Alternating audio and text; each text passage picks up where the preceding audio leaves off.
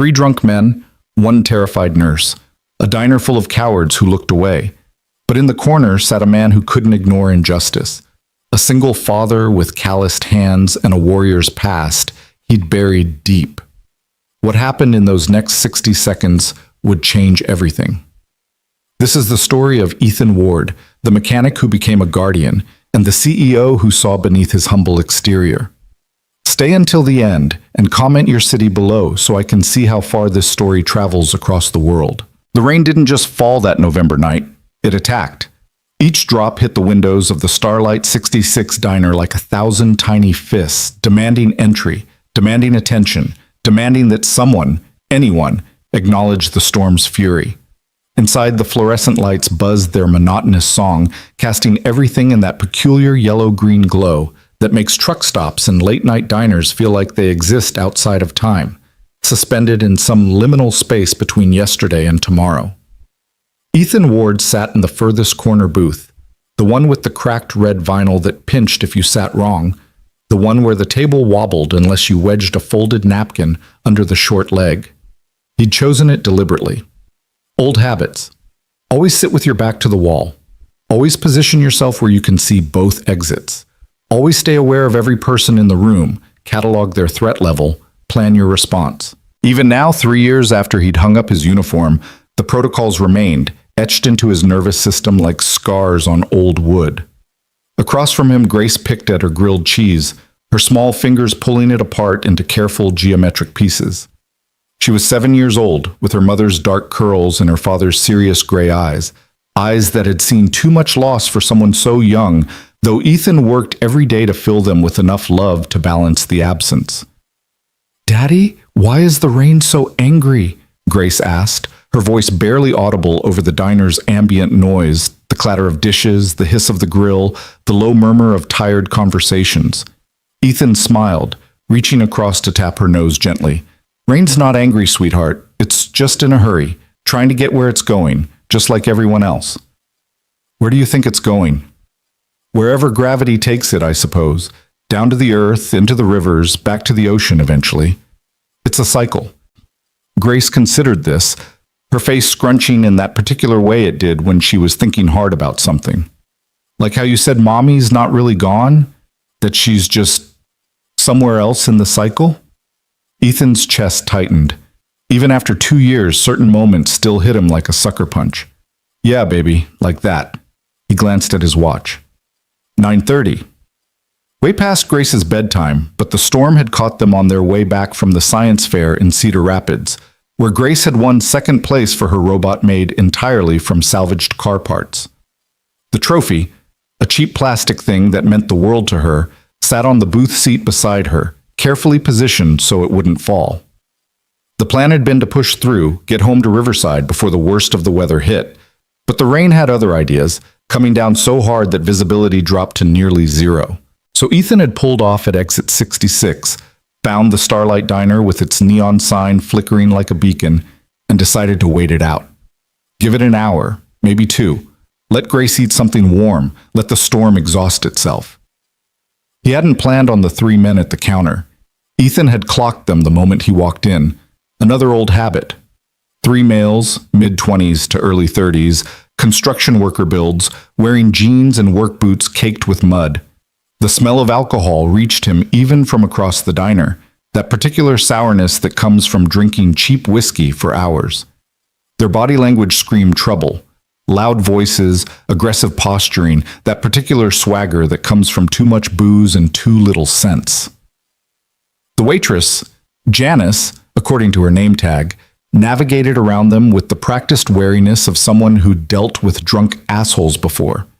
She kept her smiles professional, her movements efficient, never lingering longer than necessary. But it was the other woman who had Ethan's attention now. She'd come in about 20 minutes after Ethan and Grace, shaking rain from her jacket, thanking Janice quietly when she was shown to a booth. She was maybe 30, with dark skin and her hair pulled back in a practical ponytail.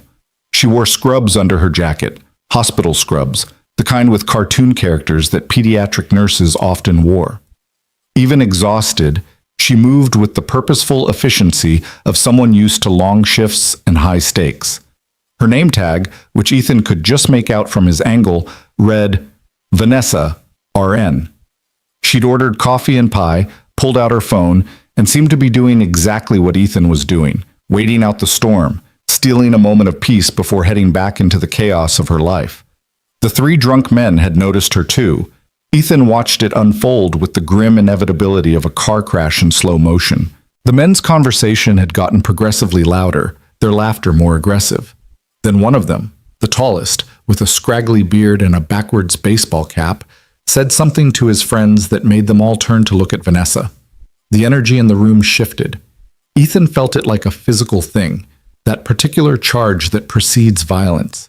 He'd felt it in Fallujah, in Kandahar, in a dozen forward operating bases whose names he'd tried to forget. It was the moment when possibility collapsed into inevitability, when the situation stopped being something you could talk your way out of. "Daddy, I need to use the bathroom," Grace announced. Ethan's attention snapped back to his daughter. "Okay, baby, you remember where it is?" "Past the kitchen, second door on the left." "That's my girl. Go ahead, I'll be right here." He watched her slide out of the booth, trophy clutched in one hand, and head toward the back of the diner. The moment she disappeared around the corner, his focus returned to the situation developing at the counter. The three men were standing now, moving, heading toward Vanessa's booth. Every other patron in the diner suddenly found their food fascinating. The trucker 3 booths over studied his meatloaf like it held the secrets of the universe. The elderly couple near the door became intensely interested in their coffee. Even Janice, the waitress, found urgent business in the kitchen. This was the social contract of public spaces. Don't get involved, don't make eye contact, don't become part of someone else's problem. Ethan understood it. Hell, he'd relied on it himself plenty of times. The world was full of situations that weren't your business, problems that weren't yours to solve, but some things you couldn't ignore. The tallest drunk reached Vanessa's booth first, sliding into the seat across from her without invitation. His friends flanked the table, blocking her in. "Hey there, sweetheart," tall guy said, his words slurring together. "You look lonely over here all by yourself." Vanessa's body language shifted immediately, shoulders back, chin up, voice firm. "I'm fine, thanks. I'd like to be left alone." "Aw, don't be like that." This from the second guy, shorter but broader, with a scar across his left eyebrow. "We're just being friendly." "I'm not interested in friendly. Please leave." "Please leave," the third man mimicked in a high-pitched voice, and they all laughed like he'd said the funniest thing in the world. Ethan's hands clenched under the table. "Not your problem," he told himself. "Grace is in the bathroom. Your responsibility is to your daughter, not to every stranger in trouble." But his body was already moving, old training overriding rational thought. He was halfway out of the booth before he consciously decided to stand. Tall guy was leaning across the table now, invading Vanessa's space. "Come on, baby. We're just trying to show you a good time. Unless you think you're too good for guys like us. That it?" "I think you're drunk and harassing me, and I'm asking you one more time to leave me alone." Vanessa's voice was steady, but Ethan could see her hands trembling slightly. She was reaching into her bag, probably for her phone. Scarface grabbed her wrist. "Where are you going? We're talking here." That's when Vanessa screamed. It wasn't loud, wasn't theatrical, just a sharp, startled sound of pain and fear. But it cut through the diner's ambient noise like a knife, and suddenly everyone was frozen, caught in that horrible moment of decision, intervene or pretend you didn't notice. Ethan was already moving. He crossed the distance in 4 long strides, his boots barely making sound on the checkered floor. Years of training had taught him how to move fast without broadcasting his intentions, how to close distance before your opponent realized you were a threat. "Gentlemen," he said, his voice calm, conversational, the tone he'd used 1,000 times in 1,000 tense situations. "Time to go." All 3 men turned to look at him. Ethan used the moment to assess, catalog, plan. Tall guy was the leader, the one the others looked to for cues. Scarface was the enforcer, the one most likely to throw the first punch. The third guy, skinny, nervous energy, hands fidgeting, was the follower, would do whatever the others did but had no initiative of his own. "The fuck are you supposed to be?" tall guy said, standing up from the booth. He had maybe 2 inches on Ethan and 30 pounds. but it was alcohol weight, soft weight. This ain't your business, Pops. Pops. Ethan was 34. I'm making it my business, Ethan said. The lady asked you to leave, so leave. Or what? Scarface stepped forward, chest puffed, trying to use his bulk to intimidate. Ethan didn't move, didn't blink, didn't show any of the things that men like this looked for when they were deciding whether someone was worth the trouble. Instead, he locked eyes with Scarface and spoke in that same calm, almost friendly tone. Or you're going to spend the rest of your night explaining to the police why you thought grabbing a woman's wrist was a good idea. He paused, then added, and probably getting your jaw wired shut, but that's secondary. Behind him, Ethan heard Janice on the phone. Yes, police. Starlight 66 Diner on Route 30. We have a situation. The smart move would have been for the three men to leave. They were drunk, not stupid, or at least not stupid enough to want cops involved. But alcohol has a way of turning minor stupidity into catastrophic decision-making. Tall guy made his choice. You think you're tough? Old man in a fucking jacket thinks he's... He swung. A big looping haymaker that would have worked great in a bar fight against someone who didn't know it was coming. But Ethan knew it was coming before Tall Guy's shoulder even twitched. The human body telegraphs its intentions. The eyes focus on the target. The weight shifts. The shoulder drops slightly before the arm comes around. Ethan had been trained to read these signs, to see the punch before it was thrown, to always be 3 moves ahead. He slipped the punch with minimal movement, just enough to let the fist whistle past his ear, and in the same motion drove his palm into Tall Guy's solar plexus. It was a precise strike, not designed to break ribs but to expel air, to disable without permanent damage. Tall Guy went down like a puppet with cut strings, gasping, unable to catch his breath. Scarface roared and charged, more coordinated than his friend but still telegraphing everything. Ethan sidestepped, used the man's momentum against him, and helped him into a collision with the booth table. The impact made dishes rattle. Scarface slumped, dazed. The third guy, Skinny, looked at his fallen friends, looked at Ethan, and made the smartest decision of his night. He put his hands up. I'm out, man. I'm out. Smart, Ethan said. Now get your friends and wait outside for the cops. The whole thing had taken maybe 15 seconds. The diner was silent except for the rain and Tall Guy's wheezing. Every eye was on Ethan now. He could feel their stares, feel them reassessing him, trying to reconcile the tired-looking mechanic with what they'd just witnessed. Then Grace's voice cut through the quiet. Daddy? Ethan turned to see his daughter standing near the bathroom hallway, trophy still clutched in her small hands, her eyes wide. Not scared. Grace had seen her father handle situations before, knew he was always in control, but confused. It's okay, baby, Ethan said, keeping his voice gentle, normal. Everything's fine. Just some guys who had too much to drink. Come here. Grace walked over and Ethan lifted her up, settling her on his hip like she weighed nothing. She was getting too big for this, but he wasn't ready to admit it yet. Did you hurt them? Grace asked quietly. Nope.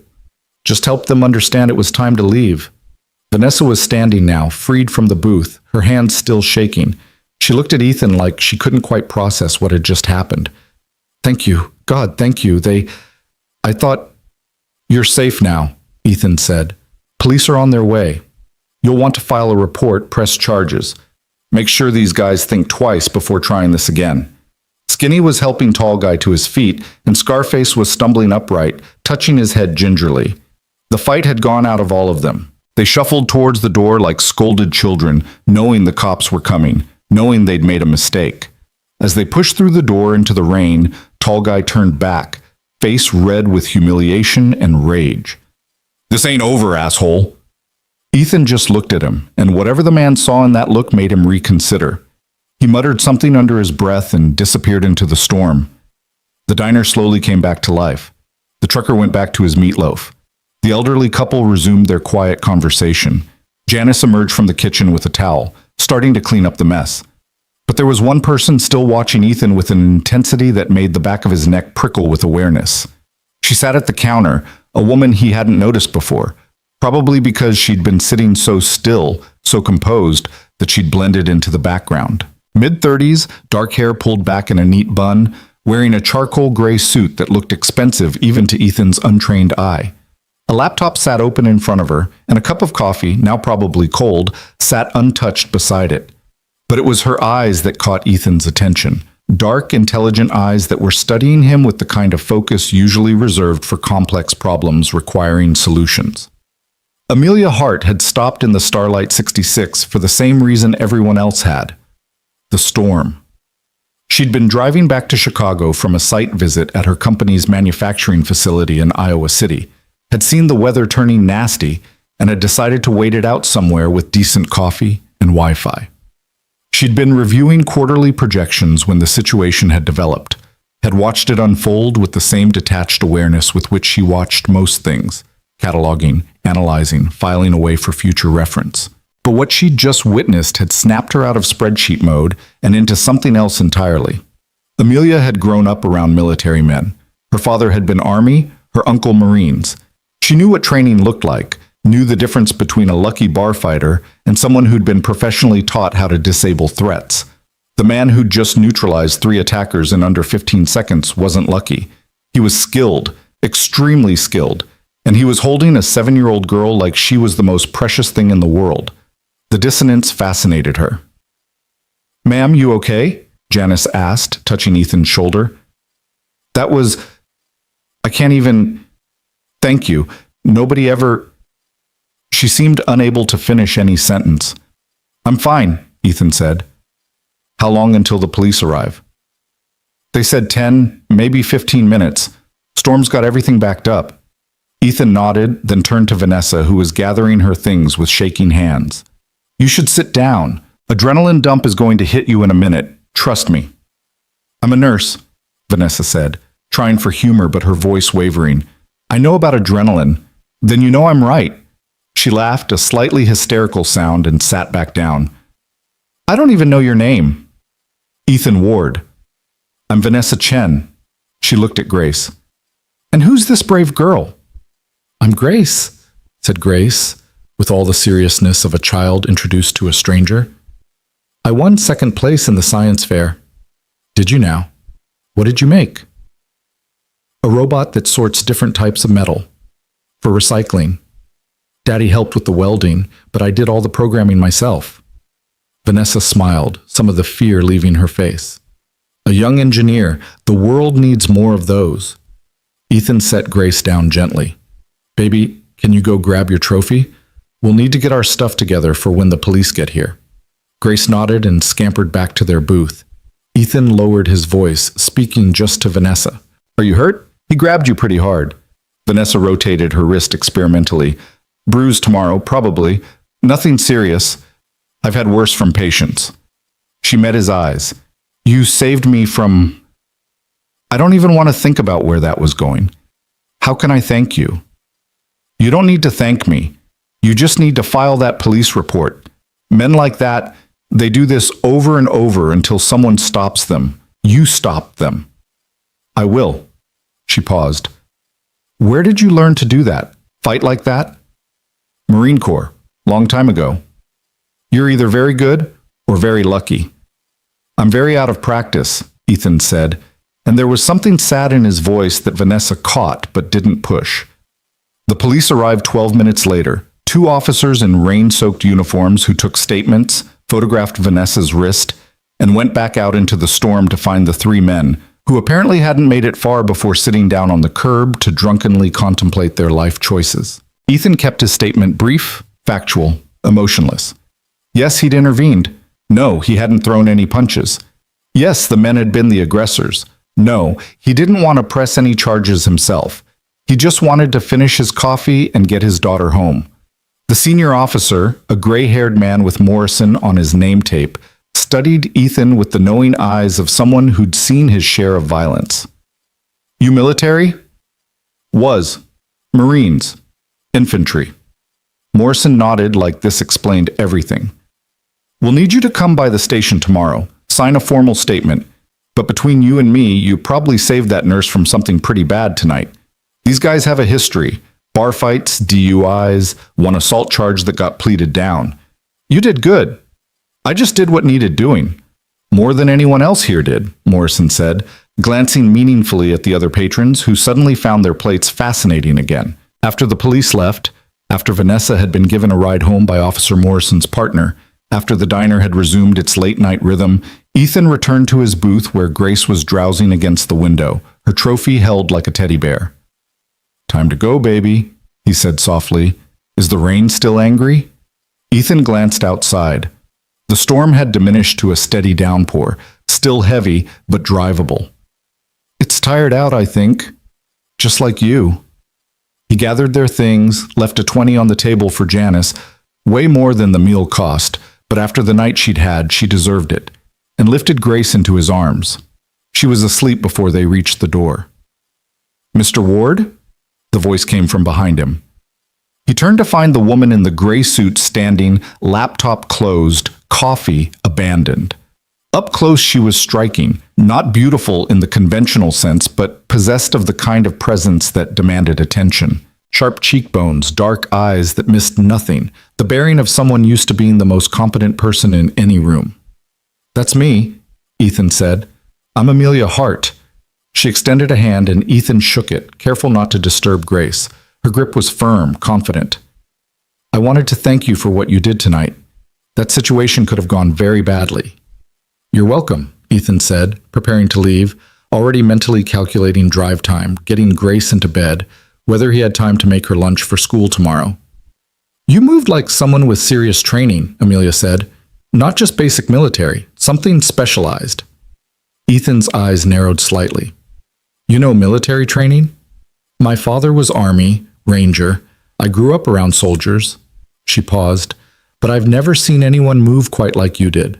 That level of control, that precision, that's not standard infantry." "It was a long time ago," Ethan said, deflecting. "And I'm out of practice." "You didn't look out of practice." Amelia reached into her jacket and pulled out a business card. "I run a security company in Chicago, Hart Industries. We specialize in corporate protection, facility security, threat assessment. I'm always looking for people with your particular skill set." Ethan glanced at the card. Embossed letters, heavy stock, CEO and founder. "I fix cars, Ms. Hart. I'm not interested in corporate security."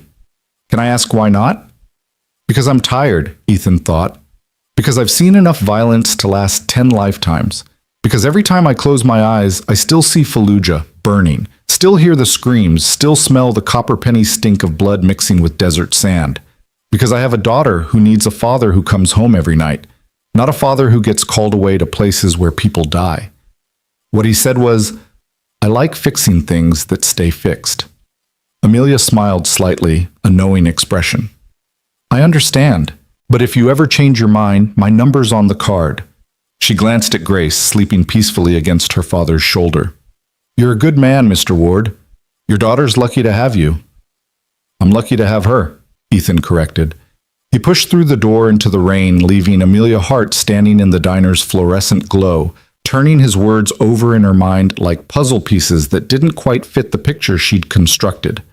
Outside, the storm had settled into a steady rhythm, the kind of rain that soaks everything but doesn't destroy. Ethan strapped Grace into her car seat, tucked her trophy safely beside her, and started the old Ford pickup that had been his companion for the past 3 years. As he pulled out of the parking lot, his headlights swept across the diner's windows one last time. He could see Amelia Hart still standing there, watching him leave, phone pressed to her ear, already talking to someone with that same intense focus he'd seen earlier. He pushed the image from his mind. People like her, successful, driven, existing in a world of quarterly profits and corporate strategies, didn't overlap with people like him. He fixed transmissions and alternators, made breakfast, helped with science fair projects, and tried to fill the hole that Sarah's death had left in Grace's life. That was his world now. That was enough. It had to be enough. The drive back to Riverside took 45 minutes through the rain.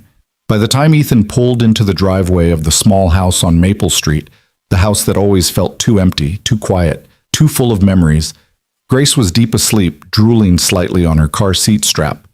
He carried her inside, careful not to wake her, and tucked her into bed, still in her clothes. He'd pay for that tomorrow when she complained about sleeping in jeans, but tonight he just didn't have the energy for pajamas and teeth brushing. He placed the science fair trophy on her nightstand, where she'd see it first thing in the morning.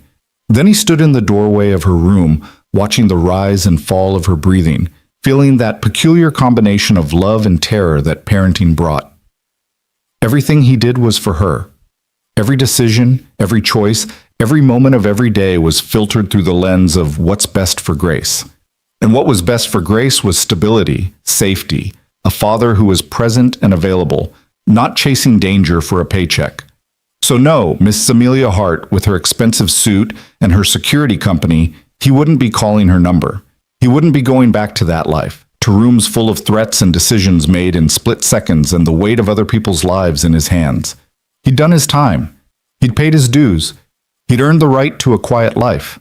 Or so he told himself as he finally went to his own room, stripped off the old Marine jacket, the one with the faded insignia and the stains that wouldn't come out no matter how many times he washed it, and lay down in the bed that had been too big for one person for 2 years now. Sleep, when it came, brought the usual dreams, the ones he never talked about, the ones that reminded him that some things you carry forever, no matter how far you run from them. In Chicago, 90 miles away, Amelia Hart sat in her downtown office despite the late hour, staring at the business card she'd given to Ethan Ward. She'd handed out hundreds of such cards over the years, to potential clients, to job candidates, to people she wanted to remember her. But she had a feeling about this one, a feeling that the tired mechanic with the careful eyes and the sleeping daughter represented something her company needed, even if she couldn't quite articulate what that something was. Security isn't just about preventing threats, her father used to say. It's about understanding the value of what you're protecting. Ethan Ward understood value. She'd seen it in the way he held his daughter, in the way he'd stood between Vanessa Chen and those 3 drunks without hesitation, in the way he'd deflected praise and attention afterward. He understood what mattered. Amelia pulled up her company's organizational chart on her laptop, studying the security division. Good people, competent people, but nobody with Ethan's particular combination of skills and character. Nobody who moved like him, thought like him, carried themselves like him. She made a note in her calendar. Follow up on Ethan Ward. Then she closed her laptop and headed home through the rain, already planning her next move, because Amelia Hart hadn't built a multi-million-dollar company by giving up when people said no. She'd built it by understanding what they needed better than they understood it themselves, and then showing them why yes was the only logical answer. Ethan Ward didn't know it yet, but their story was just beginning. The rain continued through the night, washing the streets clean, filling the gutters, feeding the rivers that would eventually carry it back to the ocean. Everything in cycles, just like Ethan had told Grace, everything coming back around, everything connected in ways we don't see until we look back and trace the paths that brought us to where we are. And sometimes, on nights like this, in moments like that one in the Starlight 66 diner, paths cross that were never meant to be separate. Lives collide that were always meant to intersect. Stories begin that were waiting to be told. In Riverside, Ethan Ward slept fitfully, dreaming of storms and battles. In Chicago, Amelia Hart planned her next approach, thinking of solutions and strategies. And in between, on Route 30, the Starlight 66 diner stayed open through the rain, a beacon for travelers, a waypoint for stories, a place where strangers became heroes and heroes became something more. The night wore on. The storm eventually passed, and tomorrow, as always, would bring new challenges, new decisions, new moments where people had to choose between looking away and stepping forward. But that was tomorrow's story. Tonight's story ended with a sleeping child, a watchful father, and a business card sitting on a kitchen counter, waiting to see if it would be thrown away or kept, waiting to see which path would be chosen, waiting, like everything else, for morning to reveal what the darkness had set in motion. Morning arrived with the particular clarity that follows storms, the kind of light that makes everything look freshly painted, edges sharper, colors more vivid. Ethan woke at 5:30, the way he always did, internal clock calibrated by years of military discipline that civilian life hadn't managed to reset. Grace was still asleep when he checked on her, sprawled across her bed in yesterday's clothes, one arm flung over the side, her science fair trophy gleaming in the early sunlight streaming through her window. He stood there for a moment, drinking in the sight of her peaceful face, reminding himself why everything else, the nightmares, the memories, the constant low-grade anxiety, was worth it.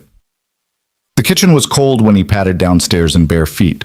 The business card sat exactly where he'd left it the night before, next to the coffee maker, Amelia Hart's name embossed in elegant letters that seemed to mock the modest surroundings of his small kitchen with its chipped formica counters and the refrigerator that hummed too loud. He picked up the card, studying it in the morning light. Hart Industries, Corporate Security Solutions, a Chicago address in what he knew was an expensive part of downtown, a phone number, an email address, an invitation to a life he'd deliberately left behind. Ethan opened the drawer where he kept the junk mail, the expired coupons, the various detritus of daily life. The card hovered over the opening for a moment, ready to be buried and forgotten. Instead, he found himself tucking it into his wallet. Just in case, he told himself. Not because he was interested. Just because throwing away someone's business card felt rude, and the woman had been kind to Grace, had recognized something in him that most people missed. The coffee pot gurgled to life, filling the kitchen with that dark, bitter smell that was the only thing keeping him functional most mornings. He made Grace's lunch, peanut butter and jelly, apple slices, the cookies shaped like dinosaurs that she loved, and was starting on eggs when he heard her footsteps on the stairs. "Daddy, why did you let me sleep in my clothes?" Grace appeared in the kitchen doorway, hair sticking up in 17 directions, a crease from her pillow printed on her left cheek. "Because you were tired, and I'm a terrible father who prioritizes sleep over proper bedtime routines." Grace giggled, climbing onto her chair at the small kitchen table. "You're not terrible, you're the best daddy. Even when I let you sleep in jeans." Even then, she spotted her lunch bag on the counter, already packed. "Can I have extra cookies today? I want to share with Emma. She liked my robot, and I want to be nice." "2 extras," Ethan said, adding them to the bag. "But you have to eat all your sandwich first." "Deal." They fell into their morning rhythm, eggs and toast, Grace chattering about her plans to improve the robot for next year's fair, Ethan half listening and half thinking about the transmission job waiting for him at the shop. By 7:15, they were in the truck. By 7:30, Grace was deposited at Riverside Elementary with a kiss on the forehead and a reminder to be brave and kind. Ward's Auto Repair wasn't much to look at from the outside. A cinder-block building painted an unfortunate shade of olive green, with a hand-painted sign that Ethan kept meaning to replace and never quite got around to. But inside, the shop was his domain, organized with the same precision he'd once applied to weapons maintenance and tactical planning. 3 bays, 2 lifts, every tool in its designated place. The smell of motor oil and metal, and that indefinable scent of mechanical work that had become as familiar to him as his own breathing. This was where Ethan felt most at peace, in the clean logic of engines and transmissions, problems that had solutions, things that could be fixed with the right tools and enough patience. His partner, Miguel Rodriguez, was already there when Ethan arrived, bent over the engine of a Honda Civic, reggaeton playing softly from a Bluetooth speaker balanced on the workbench. "Morning, boss," Miguel said without looking up. He was younger than Ethan by almost a decade, built like a boxer, with tattooed sleeves that told the story of a life that had found its direction later than most. They'd met 3 years ago when Miguel had been fresh out of a vocational program, looking for someone willing to take a chance on a guy with a record. Ethan had seen past the mistakes to the skill underneath, and Miguel had repaid that faith with loyalty and work ethic that put most people to shame. "Morning? That the Civic with the check engine light?" "Yeah, O2 sensor, like we thought. Be done by noon." Ethan grabbed his coveralls from the hook by the door, the fabric worn soft from countless washings. "I've got the Silverado transmission first thing. Mrs. Patterson's been without her truck for a week already." "She call again yesterday?" 3 times. Miguel laughed. "That woman loves you, man. She wants you to fix more than her transmission. You know what I'm saying? She's 74 and happily married. She's lonely and you're nice to her. I'm telling you, you got an admirer."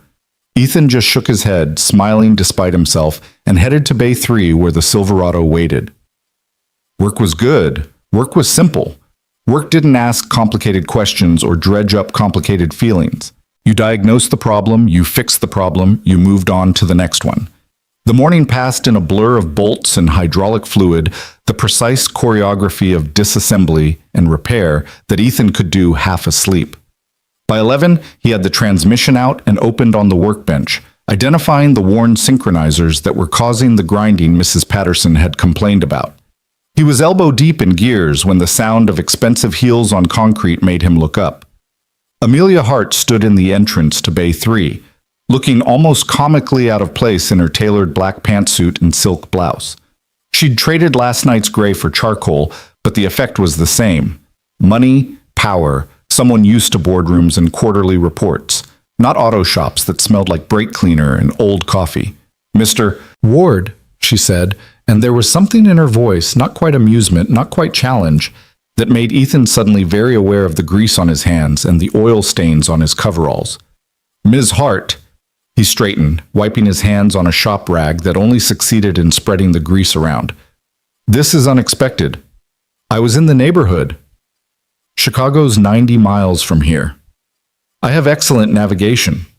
She took a few steps into the bay, her eyes scanning the space with that same intense focus he'd seen last night, taking in the organized chaos, the tools arranged with military precision, the attention to detail that most people wouldn't notice but that spoke volumes to someone who knew what to look for. "Actually, I had a meeting in Iowa City this morning. Thought I'd stop by on my way back." "Your transmission problems acting up again?" A small smile played at the corner of her mouth. "You know I don't have transmission problems." "I suspected." Miguel appeared in the doorway, took one look at Amelia, and raised his eyebrows at Ethan in a gesture that clearly said, "Who is this and why is she here?"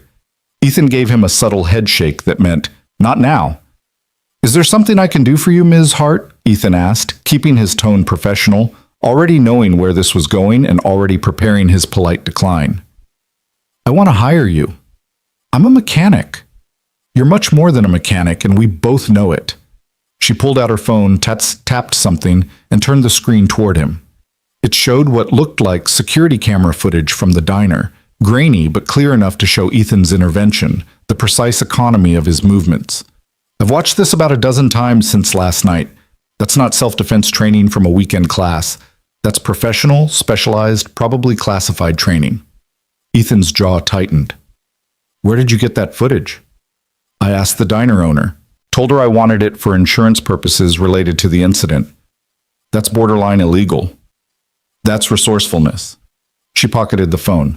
"Force reconnaissance, right? That's my guess.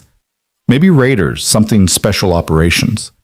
"I told you last night, you fix cars and you have a daughter and you're out of practice. I remember."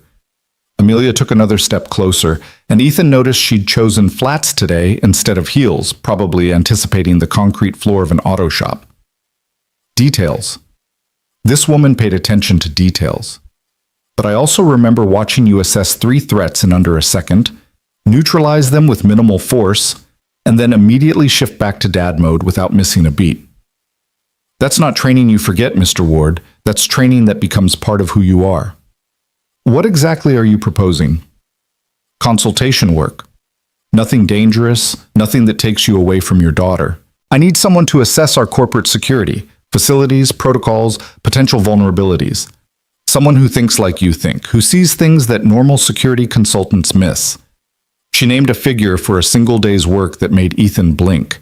That was more than he made in a good week at the shop. "That's too much money for walking around your building and pointing out problems. That's market rate for someone with your expertise." She paused, reading something in his expression. "You don't trust money. You think if someone's offering that much, there must be a catch. There's always a catch. The catch is that I'm very good at recognizing talent, and I don't like wasting it. You're working on transmissions when you could be doing something that actually challenges you." Ethan felt a flash of irritation. "You don't know anything about what challenges me." "Don't I?" Amelia's voice softened slightly. "I saw your face last night when those men wouldn't back down. You didn't want to fight them. You wanted to be invisible, wanted the situation to resolve itself so you could finish your coffee and go home. But you couldn't walk away because that's not who you are. You're someone who steps up when no one else will, even though every time you do it, it costs you something." The accuracy of the assessment stung more than Ethan wanted to admit. "That's supposed to convince me to work for you?" "It's supposed to make you understand that I see you. Not the mechanic pretending he's just a mechanic. You. The man who's running from something but can't quite outrun his own nature. They stood there in the bay, morning sunlight streaming through the open door, the Silverado's transmission in pieces between them like evidence at a crime scene. Miguel had wisely disappeared, probably to give them privacy or possibly to eavesdrop from a more discreet location. "One day," Amelia said. "Come to Chicago for one day. Let me show you what I'm building, what we're trying to do. If after that you still want to spend your life changing oil and fixing transmissions, I'll never bother you again. But if I'm right, if there's a part of you that's been dying of boredom for the last 3 years, then maybe we can work out an arrangement that benefits both of us. I have responsibilities." "Bring your daughter." Ethan's head snapped up. "What?" "You're a single father. I get it. The schedule has to work around her, so bring her. I've got a facility tour scheduled for Friday afternoon, boring stuff, walking through our manufacturing floor, looking at new security installations. But I also have a robotics division that I think a second-place science fair winner might find interesting. You're using my daughter to manipulate me into taking this job. I'm offering to show your daughter something amazing while simultaneously addressing your legitimate concerns about childcare. If that's manipulation, then call me guilty." Amelia pulled out another business card, this one with a handwritten note on the back. "Friday, 2 o'clock. The address is on the card. If you come, excellent. If you don't, I'll know I misjudged you." She handed him the card and turned to leave, her footsteps echoing on the concrete. Then she paused at the entrance to the bay, looking back over her shoulder. "For what it's worth, Mr. Ward, I don't think you're running from the violence. I think you're running from the version of yourself who was good at it. But being good at something doesn't make you bad. It just makes you capable. And the world needs capable people." Then she was gone, the sound of an expensive car engine starting up, pulling away, leaving Ethan standing in his shop with grease on his hands and too many thoughts crowding his head. Miguel reappeared instantly, confirming that he had indeed been eavesdropping. "Bro, who was that?" "A problem. That was not a problem. That was an opportunity wearing very expensive clothes." Ethan turned back to the transmission, picking up a wrench, trying to lose himself in the mechanical simplicity of the work. But his mind kept circling back to Amelia's words, to the footage she'd shown him, to the amount of money she'd offered for a single day's work. One day. What harm could one day do? The rest of the week passed in the ordinary rhythm of Ethan's life. Work, school pickup, dinner, homework, bedtime stories, repeat. Grace was still riding high on her science fair success, talking endlessly about improvements she wanted to make, asking Ethan questions about circuits and programming that he answered as best he could, grateful for YouTube tutorials when his knowledge hit its limits. Wednesday evening, while Grace was absorbed in building something from Lego bricks, Ethan found himself looking at Amelia's card again. The address was in the West Loop, an area he knew had undergone massive redevelopment in recent years. The handwritten note on the back said simply, "You won't regret this." 8. Thursday morning, while Grace ate her cereal, Ethan made a decision. "Hey kiddo, how would you feel about taking a field trip tomorrow?" Grace looked up, milk dribbling down her chin. "Like a school field trip?" "Like a Just Us field trip. To Chicago. There's a company that makes robots, real, advanced robots, and they've offered to give us a tour." Her eyes went wide. "Real robots, not toys?"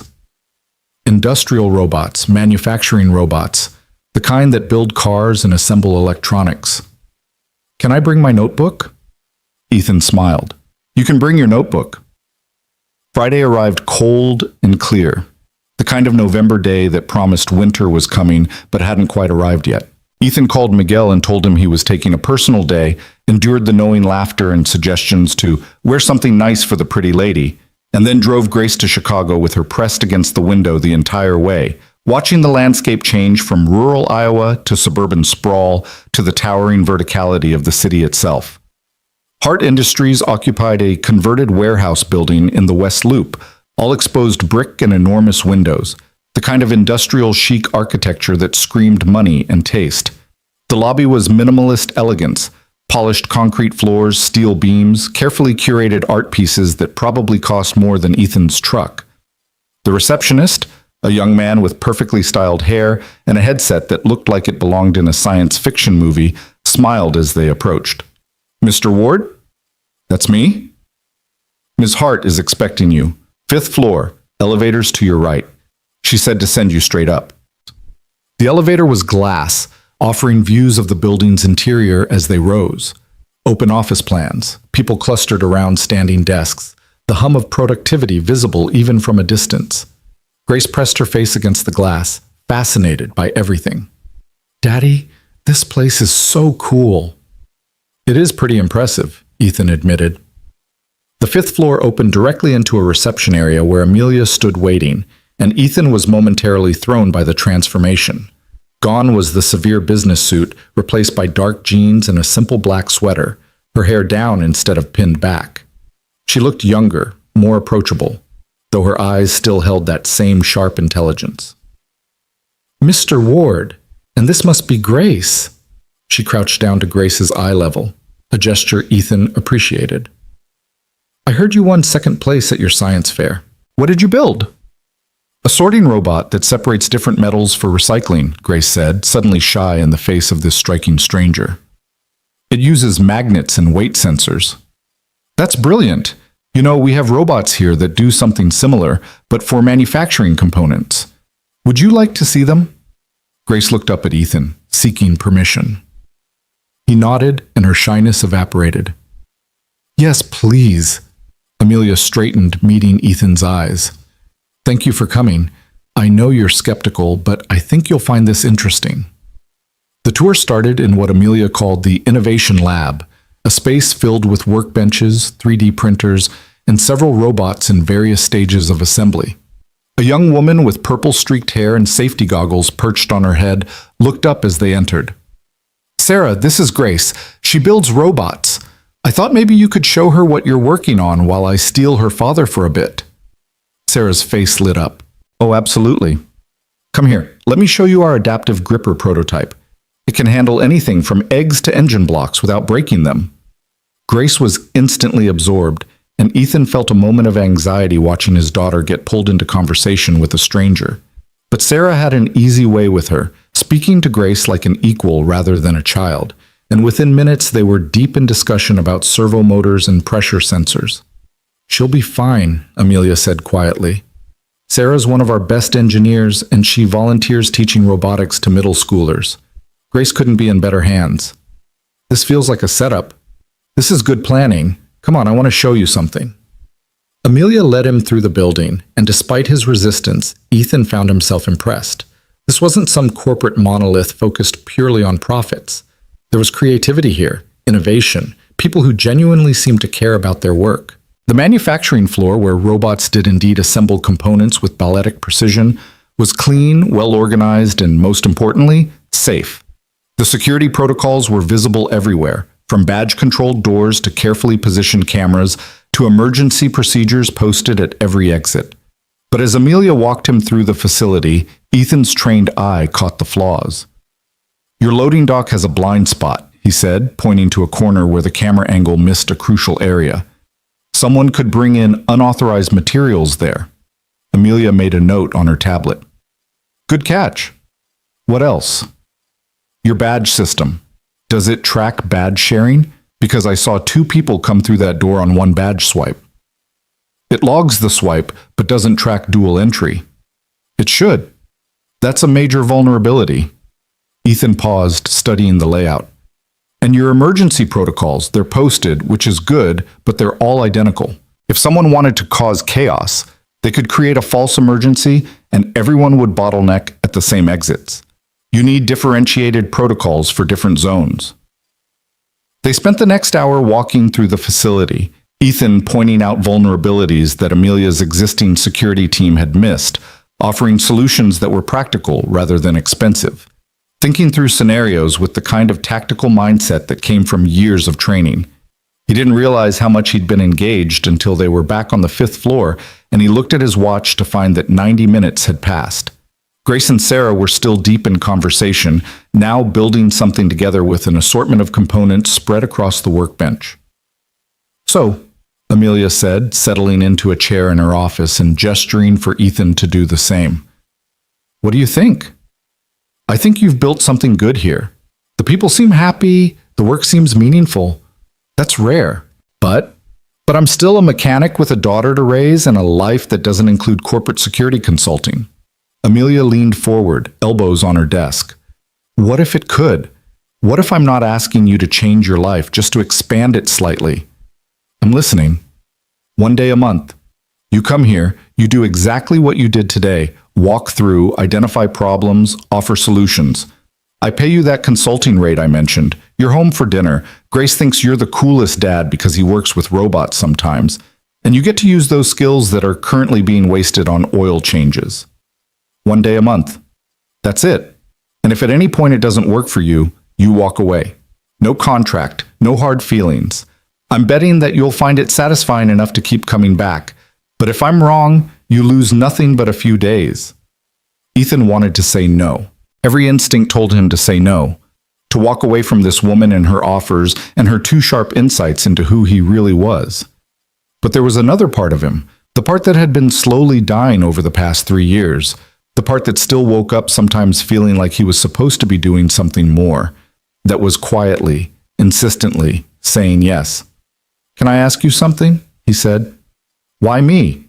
You could hire any number of security consultants with better credentials and fewer complications. Because credentials can be faked and complications are what make people interesting. Amelia stood, moving to the window that overlooked the city. My father taught me to trust my instincts about people. When I saw you in that diner, I saw someone who didn't just react. You thought, you calculated, you solved a complex problem in real time with minimal collateral damage. That's not just training, Mr. Ward. That's character. And character is what I'm looking for. Through the glass wall of Amelia's office, Ethan could see Grace showing Sarah something in her notebook, both of them laughing about something. His daughter was happy, engaged, learning. Wasn't that worth something? Wasn't showing her that her father could be more than just a mechanic worth the minor risk of saying yes? Okay, he heard himself say. 1 day a month. Trial basis. First sign it's not working. You walk away. I know. Deal. Amelia extended her hand, and when Ethan shook it, he felt like he'd just crossed some invisible threshold, stepped over a line he'd been carefully staying behind for 3 years. They collected Grace, who chattered nonstop about the robots and the circuits, and Sarah's promise to email her some programming tutorials. On the drive home, as the city receded behind them and the landscape opened up into familiar territory, Ethan found himself thinking about Amelia's words. Maybe she was right. Maybe he'd been running not from the violence, but from the version of himself who'd been good at it, who'd found purpose in solving complex problems under pressure, who'd thrived in situations where most people froze. Dad? Grace's voice pulled him from his thoughts. Yeah, baby. That lady, Ms. Hart, she's really nice and smart. I like her. She is smart. Are you going to work with her? Ethan glanced in the rearview mirror, meeting his daughter's eyes. Maybe. Sometimes. We'll see. I think you should. You seemed happy today, like different happy than fixing cars happy. Out of the mouths of children, Ethan thought. 7 years old, and she could already read him better than most adults. I'll think about it, he said, even though the decision was already made. That night, after Grace was asleep and the house had settled into its usual quiet, Ethan sat at the kitchen table with a beer he wasn't really drinking and Amelia's business card in his hand. The handwritten note stared back at him. You won't regret this. He hoped she was right. His phone buzzed with a text from an unknown number. Thank you for today. Grace is wonderful. See you next month. Amelia Ethan stared at the message for a long moment, then typed back. See you next month. 3 words. A commitment. A step back toward the person he'd been trying to leave behind, or maybe a step toward someone new entirely. Outside, the November wind picked up, rattling the windows, promising colder days ahead. But inside, in his small house on Maple Street, Ethan Ward felt something he hadn't felt in a long time. He felt possibility. The months that followed developed their own rhythm, a careful dance between Ethan's carefully constructed world and the one Amelia was inviting him to join. Every 3rd Friday, he made the drive to Chicago, Grace strapped in beside him with her ever-present notebook, both of them falling into the routine like it had always been part of their lives. December brought his second consultation, where Ethan identified weaknesses in Hart Industries' visitor management system and suggested a complete overhaul that would track not just who came in, but their patterns, their behaviors, anything that deviated from normal. Amelia had listened with that intense focus of hers, occasionally interjecting with questions that proved she wasn't just nodding along, but truly understanding the implications of what he was saying. January found him reviewing their cybersecurity protocols, pointing out that physical security meant nothing if someone could hack their systems from a coffee shop across the street. By February, Amelia had implemented every one of his suggestions, and the difference was visible. Her employees felt safer. Her clients noticed the improvements. Her board of directors started asking where she'd found this consultant who seemed to see threats nobody else could identify. But it was the small moments that mattered most, the ones that happened in the margins of the professional relationship they'd established. The way Amelia always had hot chocolate waiting for Grace, the fancy kind with real whipped cream and a sprinkle of cinnamon. The way she'd started asking Ethan's opinion on things that had nothing to do with security, personnel decisions, office layout, whether the company should expand into new markets. The way she sometimes looked at him when she thought he wasn't paying attention, an expression that was part curiosity, part something else he couldn't quite name. And then there was the evening in late February when everything shifted. Ethan had just finished his walkthrough of the new facility Hart Industries was opening in the suburbs, a smaller operation focused on research and development. It was nearly 7, later than he'd planned, and Grace had fallen asleep on the couch in Amelia's office, curled up with a robotics textbook that Sarah had loaned her. "She's out cold," Amelia said softly, looking at the sleeping child with the expression Ethan had learned to recognize as genuine affection. "Long day for her?" "Long day for all of us." Ethan rubbed his eyes, feeling the exhaustion that came from hours of concentrated assessment. "Your new facility's solid, by the way. Few minor adjustments needed, but whoever designed the security layout knew what they were doing. That's because I sent them your recommendations from our main building and told them to incorporate everything." Amelia moved to her desk, pulling out a folder. "I wanted to show you something before you left." The folder contained incident reports from the past 3 months, detailed accounts of potential security breaches that had been identified and stopped before they became actual problems. Each one referenced protocols that Ethan had designed, vulnerabilities he'd spotted, solutions he'd proposed. "You prevented all of these," Amelia said. "That attempted industrial espionage in December? Your visitor tracking system caught it. The employee who was planning to steal component designs in January? Your behavior pattern monitoring flagged him. The phishing attempt last week? Your cybersecurity training made our people smart enough to recognize it." Ethan flipped through the reports, something uncomfortable twisting in his chest. "I just pointed out the problems.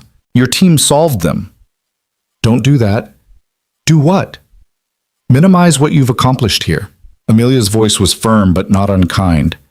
"You've transformed our entire security infrastructure in 5 months. You've made this company safer, made our people safer. That matters, Ethan. You matter." The use of his first name caught him off guard. They'd maintained a careful professional distance, Mr. Ward and Ms. Hart, a formality that kept everything neatly categorized and controlled. But something in her voice now, in the way she was looking at him, suggested that the categories were starting to blur. "I'm just doing the job you hired me for," he said quietly. "No, you're doing so much more than that." She closed the folder, set it aside. "Last month, one of our engineers approached me. Said she'd been having problems with a stalker ex-boyfriend, was scared he might show up at work. Within 24 hours of telling our security team, they had a plan. Extra cameras near her workstation, a panic button on her phone that directly contacts security, protocols for what to do if he appeared. She told me she felt safe for the first time in months. That's good police work by your security team. That's your influence. Before you started consulting with us, security was about protecting the company's assets. Now it's about protecting the people. You changed the culture." Amelia paused, choosing her next words carefully. "I want to offer you something more permanent." Ethan's defenses went up immediately. "We had a deal, 1 day a month, no strings. Hear me out. I'm not asking you to leave your shop or uproot your life, but what you're doing here, it's too valuable to limit to 1 day a month. I want to offer you a position as Director of Security Operations. with the understanding that you work remotely most of the time, come to Chicago when necessary, and maintain complete control over your schedule.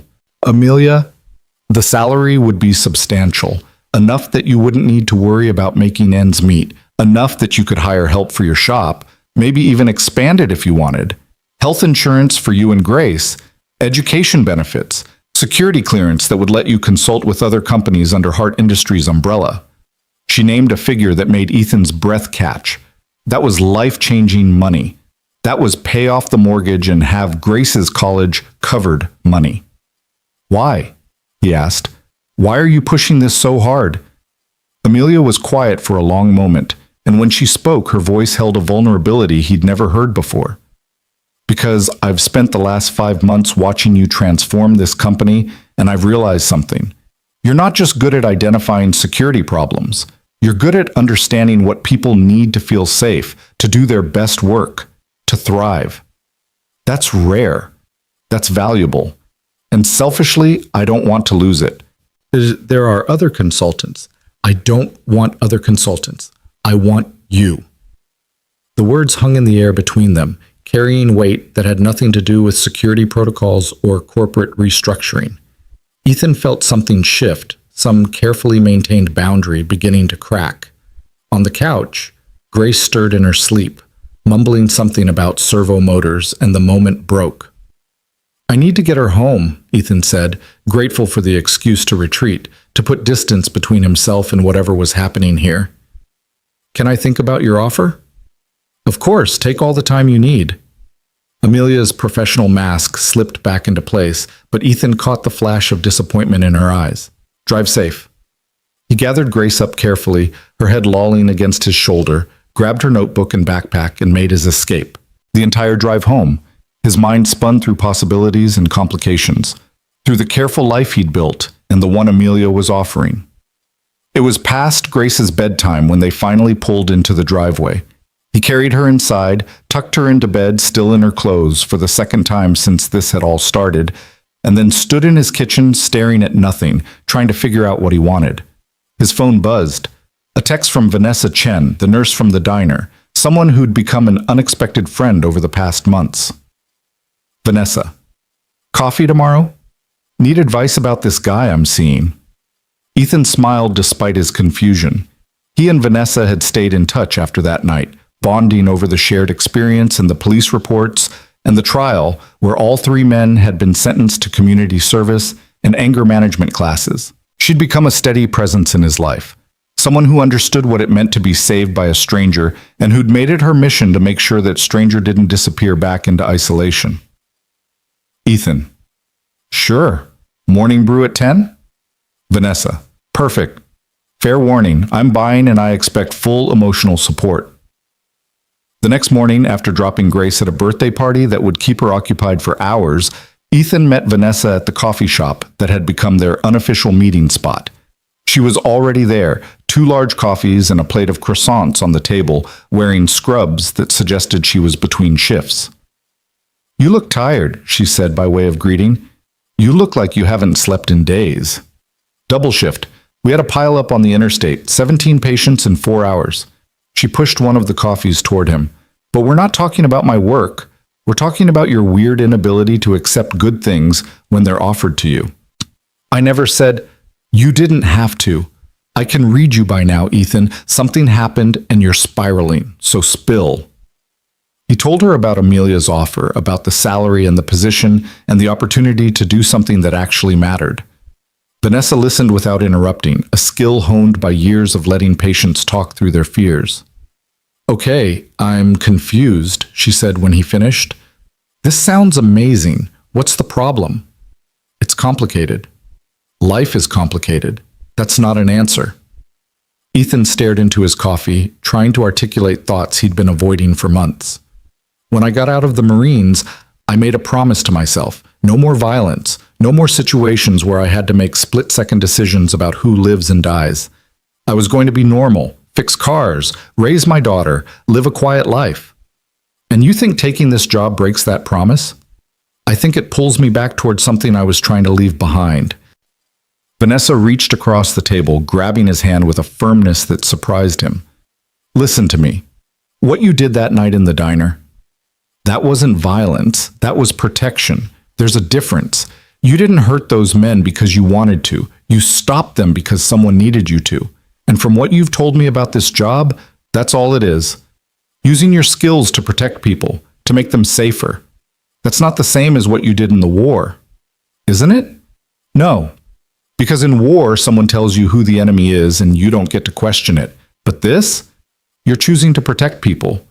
You're using everything you learned in the worst circumstances to create something good. That's not breaking your promise, Ethan. That's honoring it. Her words hit him harder than he expected, cutting through months of self-doubt and carefully constructed rationalizations. Maybe she was right. Maybe he'd been so afraid of becoming the person he'd been in combat that he'd lost sight of why he'd been that person in the first place. There's something else, Vanessa said, a knowing look in her eyes. You like her. Who? Don't play dumb. This Amelia woman. You talk about her different than you talk about other people. She's my employer. She's someone who sees you for who you really are, and that terrifies you. Vanessa squeezed his hand. 2 years ago, you lost Sarah. I know that. I know you think that loving someone again means betraying her memory or risking that kind of loss again. But Ethan, you can't live your whole life in a holding pattern, waiting for permission to be happy. I am happy. You're content. That's different. Content is settling. Happy is living. They talked for another hour, Vanessa's relationship problems turning out to be minor compared to the emotional excavation she was performing on Ethan's carefully guarded heart. By the time they parted ways, with Vanessa heading back to the hospital and Ethan heading to pick up Grace from the party, he felt raw and uncertain and more alive than he had in months. The following week, Ethan called Amelia and accepted her offer. The transition happened faster than he'd expected. Within a month, he'd hired an assistant manager for the shop, a retired mechanic named Frank, who was thrilled to have something to do besides golf and complain about his arthritis. Miguel got a raise and more responsibility. And Ethan found himself splitting his time between Riverside and Chicago, between transmissions and security protocols, between the life he'd known and the life he was building.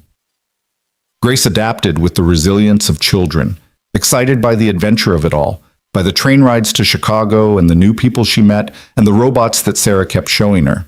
She'd started talking about studying engineering when she grew up, about building things that helped people, and Ethan couldn't help but see Amelia's influence in that ambition.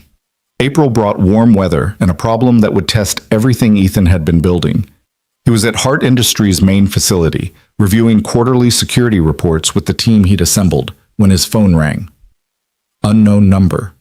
He almost didn't answer. Mr. Ward? The voice was shaky, scared. This is Vanessa. I need help. His entire body went on alert. What's wrong? My ex, the one I told you about, he showed up at the hospital, made threats.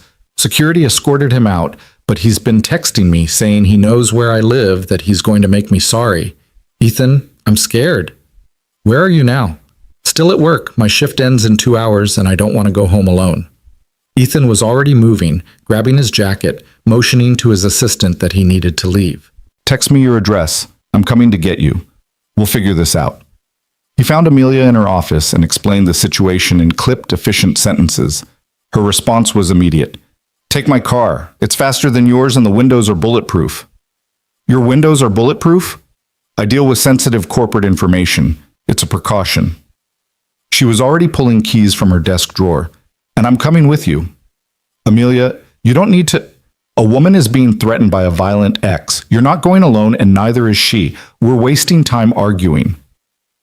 20 minutes later, they were pulling up to the hospital in Amelia's sleek black sedan, finding Vanessa waiting near the staff entrance, looking smaller and more frightened than Ethan had ever seen her.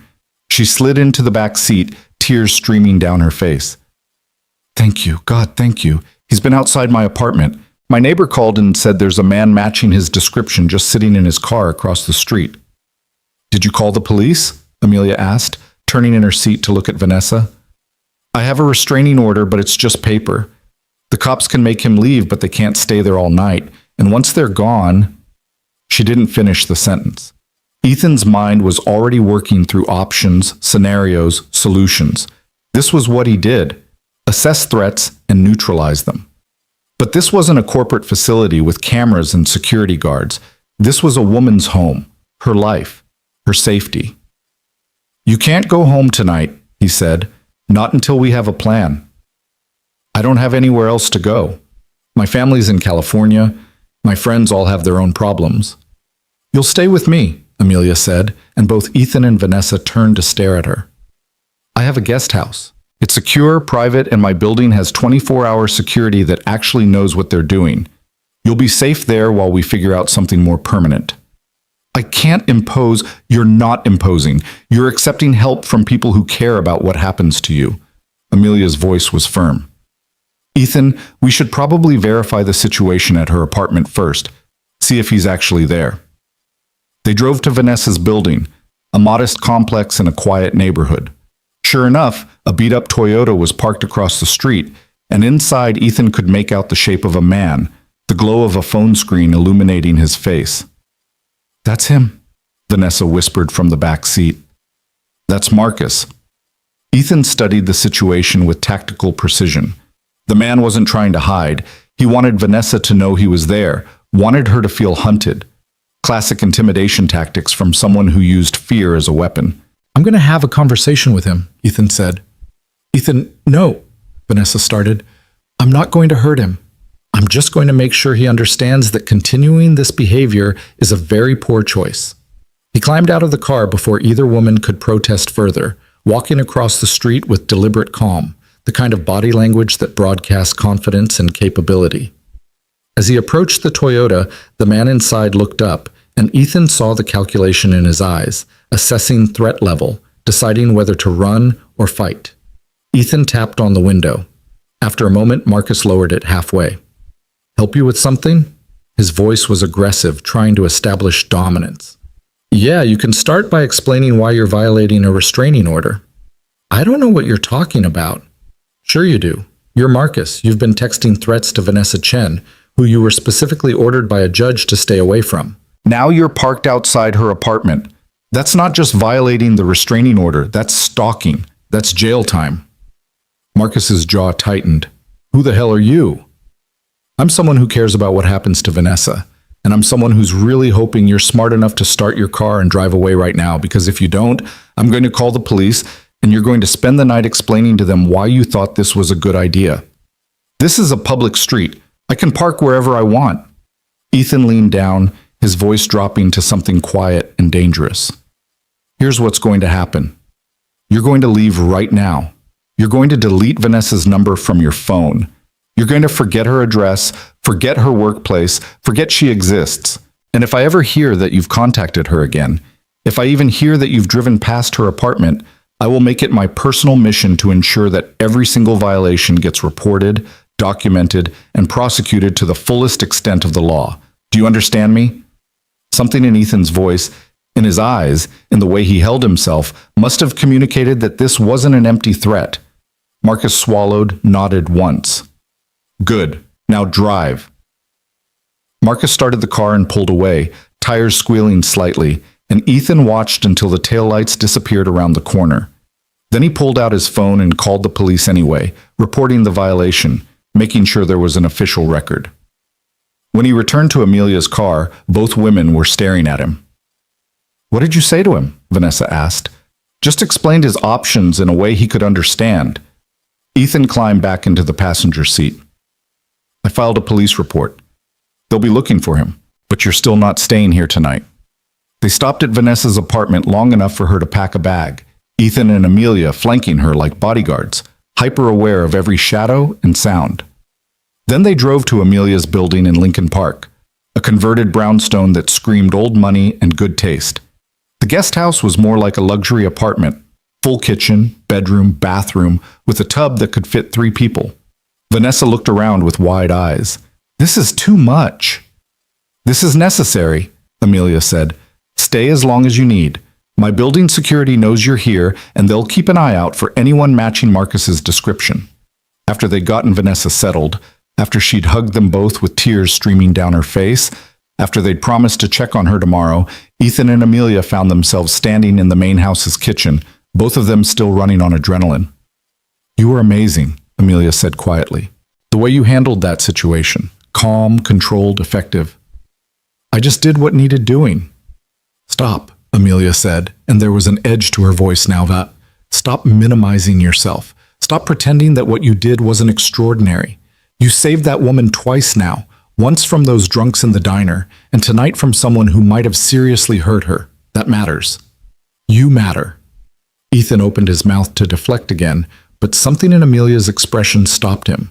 She was looking at him with an intensity that made his heart race, made all his carefully maintained defenses feel suddenly paper thin. I hired you because I saw something in you that night in the diner, she continued. A man who couldn't ignore someone in trouble, who stepped up when everyone else looked away. But over these past months, I've discovered you're so much more than that. You're brilliant at what you do. You're patient with grace. You're kind to people who work for you.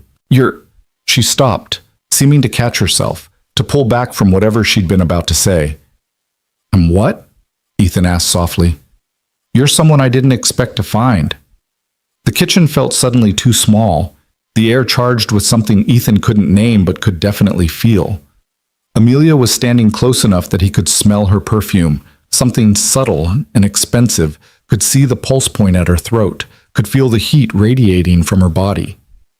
"Amelia," he said, his voice rough, "I can't. I know, you're not ready.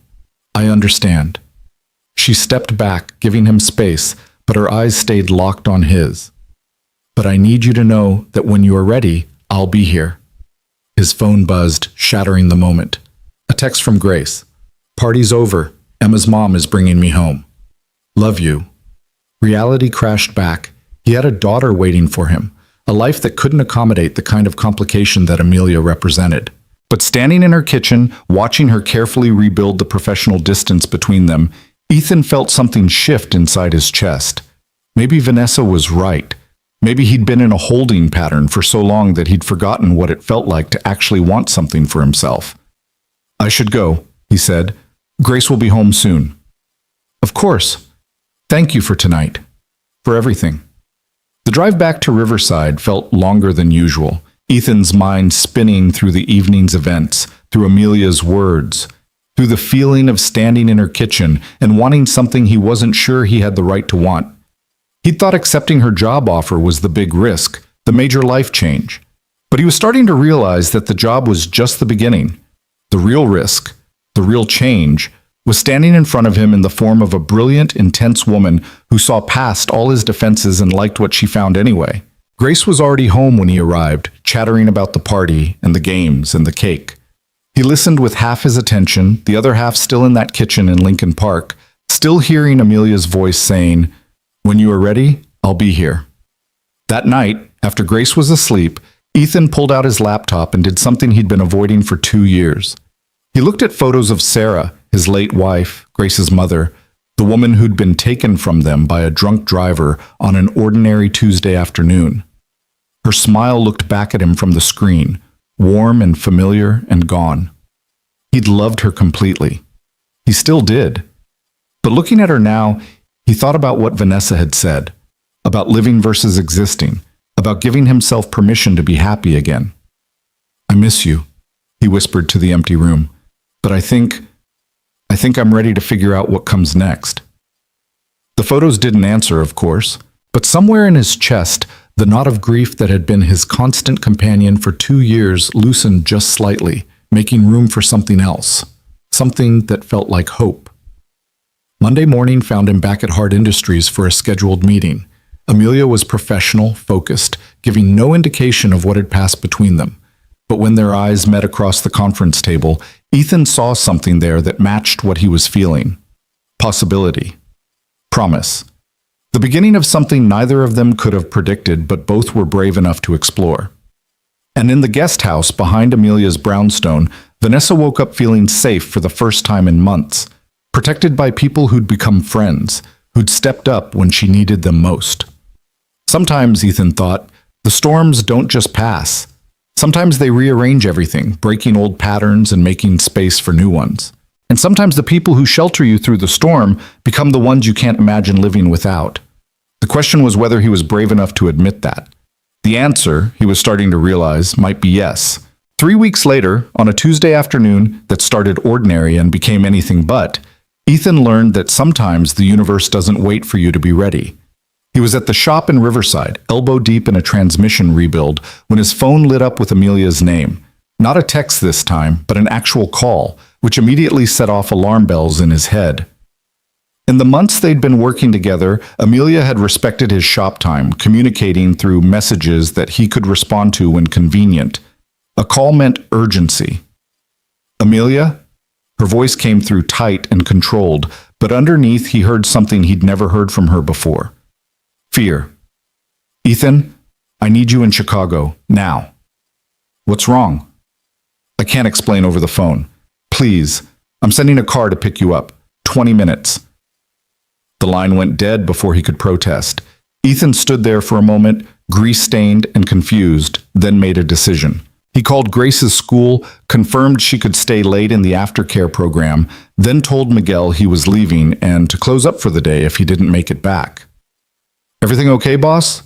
Miguel asked, reading the tension in Ethan's shoulders. Don't know yet, but I have a feeling it's not good. The black SUV that pulled up towards auto repair 18 minutes later was not Amelia's usual sedan. This was something else entirely, armored, judging by the weight of the doors, with windows that were definitely bulletproof and a driver who had the bearing of someone with serious training. He didn't speak, just nodded when Ethan climbed in, and then they were moving, fast but not recklessly, cutting through traffic with the efficiency of someone who knew how to drive under pressure. Ethan used the time to mentally prepare, running through scenarios. Corporate espionage, physical threat, something to do with Vanessa's ex, who'd been quiet since that night 3 weeks ago but hadn't been arrested. He tried calling Amelia back, but it went straight to voicemail. The SUV didn't take him to Hart Industries' main building. Instead, they headed to the suburbs, to a location Ethan recognized as the new research facility he'd assessed back in February. But something was wrong.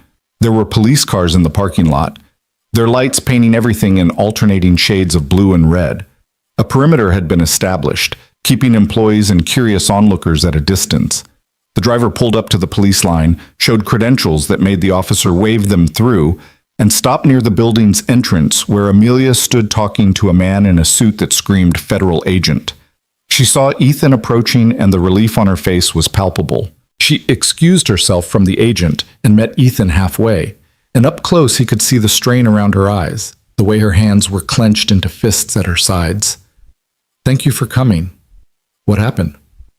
About 2 hours ago, 3 men forced their way into the building.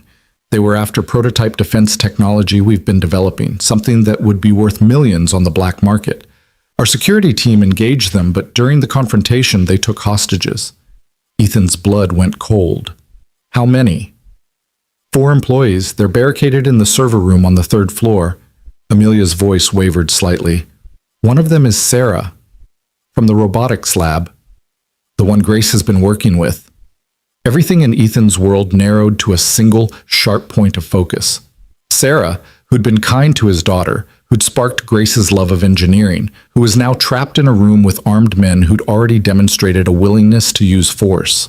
What did the police say? FBI's negotiating. They've got tactical teams on standby, but the men are threatening to harm the hostages if anyone tries to breach. They're demanding transportation, money, the prototype designs, standard playbook for this kind of thing. She paused, meeting his eyes. Ethan, they know about you. What do you mean? The lead negotiator, Agent Morrison. She gestured to the man in the suit. He reviewed our security footage from when the men entered. He said their tactics were professional, probably ex-military or mercenary. He wants someone who understands that mindset to consult on the negotiation strategy. He wants me. I want you. I need you. Those people in there, they're my responsibility. I hired them. I promised them they'd be safe. And now, her voice broke, and for the first time since he'd met her, Ethan saw Amelia's carefully maintained composure crack completely.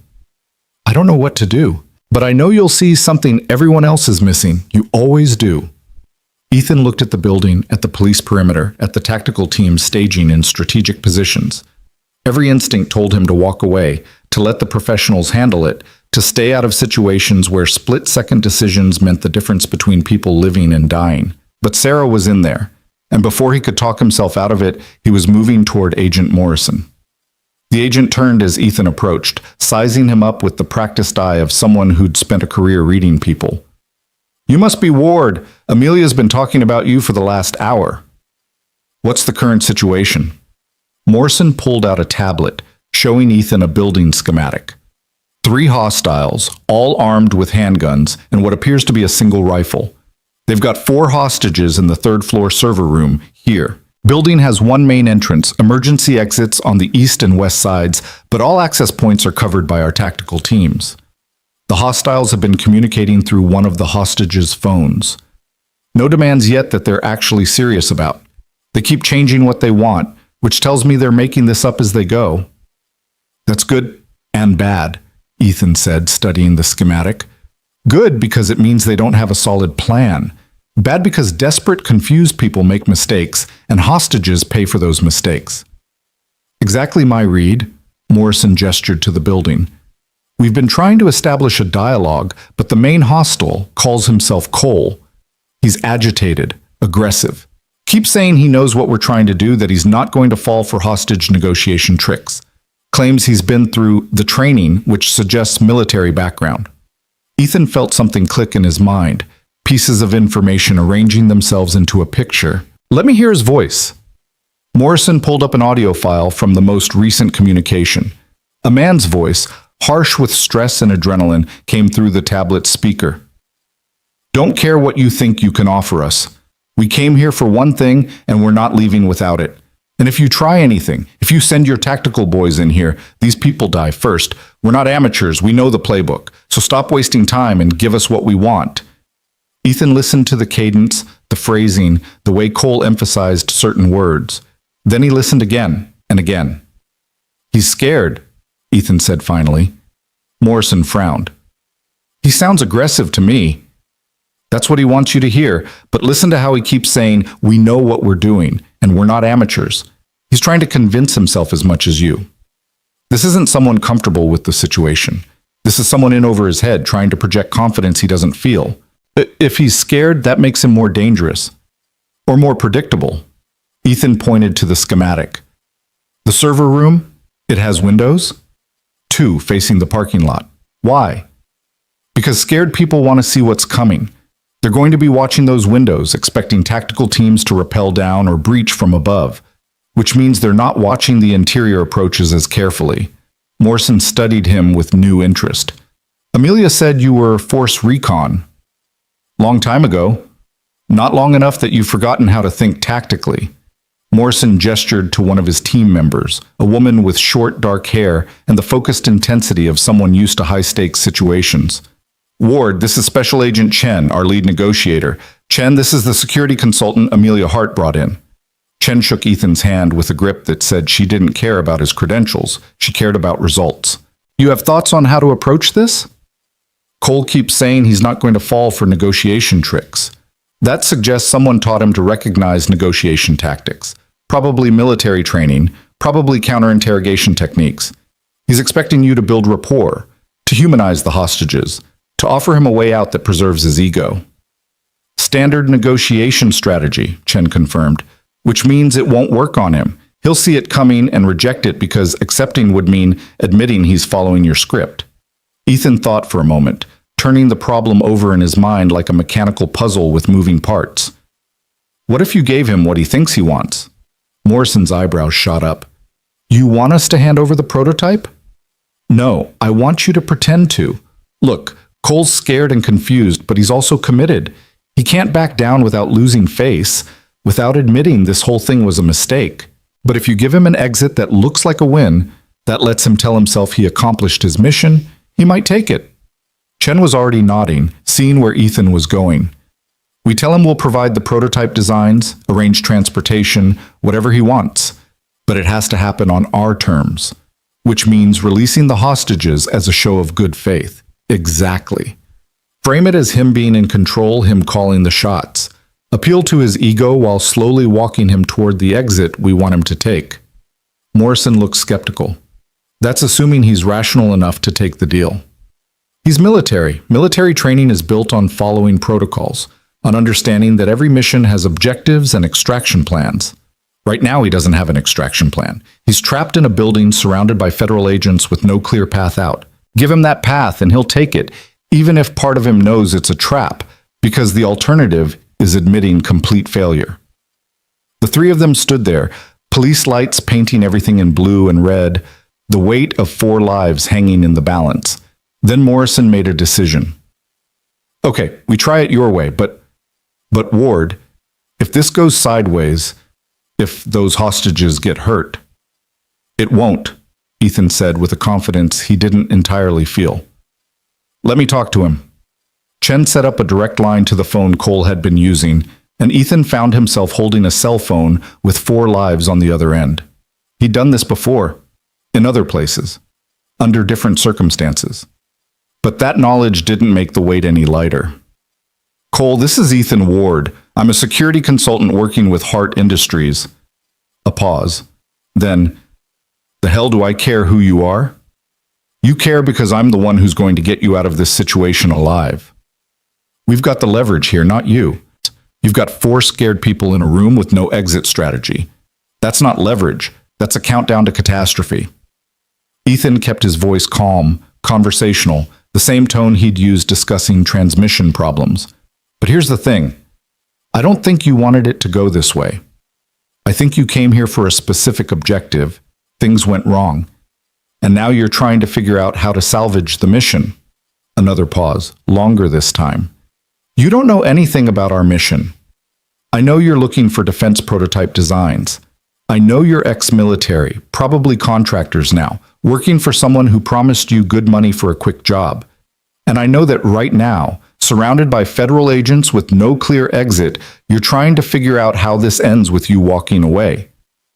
So what are you offering? Cole's voice had shifted, less aggressive, more calculating. Information exchange. You let one hostage go as a gesture of good faith. In return, I'll tell you exactly how we can make this work. How you get what you came for, and how you get out safely. You think I'm stupid? I let a hostage go. I lose leverage. You have 4 hostages. Releasing 1 leaves you with 3, which is still plenty of leverage, and it shows you're willing to negotiate in good faith. That matters to the people making decisions out here. Ethan paused, then played his card. Here's what you need to understand, Cole. Right now, this is a hostage situation. Nobody's hurt, nobody's dead. You're looking at federal prison time, yeah, but you'll survive it. But the moment someone gets hurt, the moment this becomes a casualty situation, every tactical team out here gets the green light to end this with extreme prejudice. And I know you're good, but you're not good enough to survive a coordinated FBI assault. Nobody is. Silence on the line. Ethan could almost hear Cole thinking, weighing options, calculating odds. How do I know you'll keep your word? Cole asked finally. Because I don't care about putting you in jail. I care about getting those 4 people out safely. You cooperate, you make this easy, and I'll make sure everyone knows it. That counts for something when it comes time for sentencing. More silence. Then, 1 hostage. The guy with the glasses, the older one. He's got a medical condition, keeps saying he needs his medication. I'll send him out. Smart choice. Send him to the main entrance. We'll have medical personnel waiting. And then we talk about the prototype. Then we talk about how you get out of this alive. 10 minutes later, a man in his 50s stumbled out of the building's main entrance, blinking in the afternoon sunlight, immediately surrounded by EMTs. Morrison's team debriefed him quickly. 3 hostiles, all armed, 1 rifle confirmed, hostages unharmed so far, but terrified. Sarah and the other 2 were being kept in the corner of the server room, away from windows. Ethan was back on the phone with Cole before the man even finished his medical assessment. I kept my word, your turn. Okay, here's the deal. We've prepared a data package with the prototype designs you're looking for, but it's encrypted and we're not giving you the encryption key until all remaining hostages are released. I'm not finished. We're also going to provide transportation. A van parked at the east exit, keys in the ignition, full tank of gas. No tracking devices, no tricks. You release the hostages, you take the data package, you drive away. We don't pursue, we don't engage. You get a 30-minute head start before we even report which direction you went. Why would you do that? Because this ends one of two ways, Cole. Either you walk out of here with what you came for, or tactical teams breach that room and nobody walks out. I'm offering you the first option. But it only works if everyone cooperates, if nobody gets hurt, if this stays a theft instead of becoming a tragedy. He could hear Cole breathing on the other end, could hear mumbled conversation as Cole discussed it with his companions. Then, how do we know the data package is real? We'll provide verification, sample data that matches what you're looking for, but the full package only comes after the hostages are released. That's non-negotiable. I need to think about it. You've got 30 minutes. After that, the people making decisions out here stop listening to me and start listening to the tactical team commanders who want to end this the hard way. Ethan ended the call and found Morrison and Chen staring at him. Did you just promise them a clean getaway? Morrison asked, his voice tight. I promised them a van in 30 minutes. I didn't promise the van would actually start after they got in it, or that we wouldn't have aerial surveillance tracking their every move. Ethan met Morrison's eyes, but they don't know that. Right now they're weighing their options, and the option I gave them looks a lot better than the alternative. Chen was nodding slowly. It's risky. If they take the deal and somehow actually get away, they won't. But more importantly, the hostages will be safe. That's the priority. Amelia had been standing back, letting the professionals work, but now she stepped forward. Will it work? I don't know, Ethan admitted, but it's the best option we have. Cole's scared and trapped and trying to salvage something from a situation that's spiraling out of control. I'm giving him a lifeline that lets him tell himself he won. Whether he's smart enough to take it is another question. The 30 minutes felt like 30 hours. Ethan spent the time working with Morrison's tactical teams, reviewing building schematics, identifying every possible contingency. If this went wrong, if Cole rejected the deal or hurt the hostages, Ethan wanted to make sure there was a response plan that didn't end with everyone dead. But underneath the tactical planning, his mind kept circling back to Sarah, trapped in that room with 3 desperate men. Grace's friend, the engineer who'd been patient and kind and everything a mentor should be. If something happened to her because Ethan's plan failed, he didn't know how he'd live with that. 28 minutes into the deadline, Cole called back. We'll take the deal. But I want to see the van first, want verification that it's really there and not some trick. Stand at the window on the east side, you'll see it. Morrison had already positioned the van exactly where Ethan specified, visible from the server room's eastern window. Through binoculars, Ethan watched as a figure appeared briefly at the window, looking down at the parking lot, then disappeared. Okay, van's there. Now, show me the data package.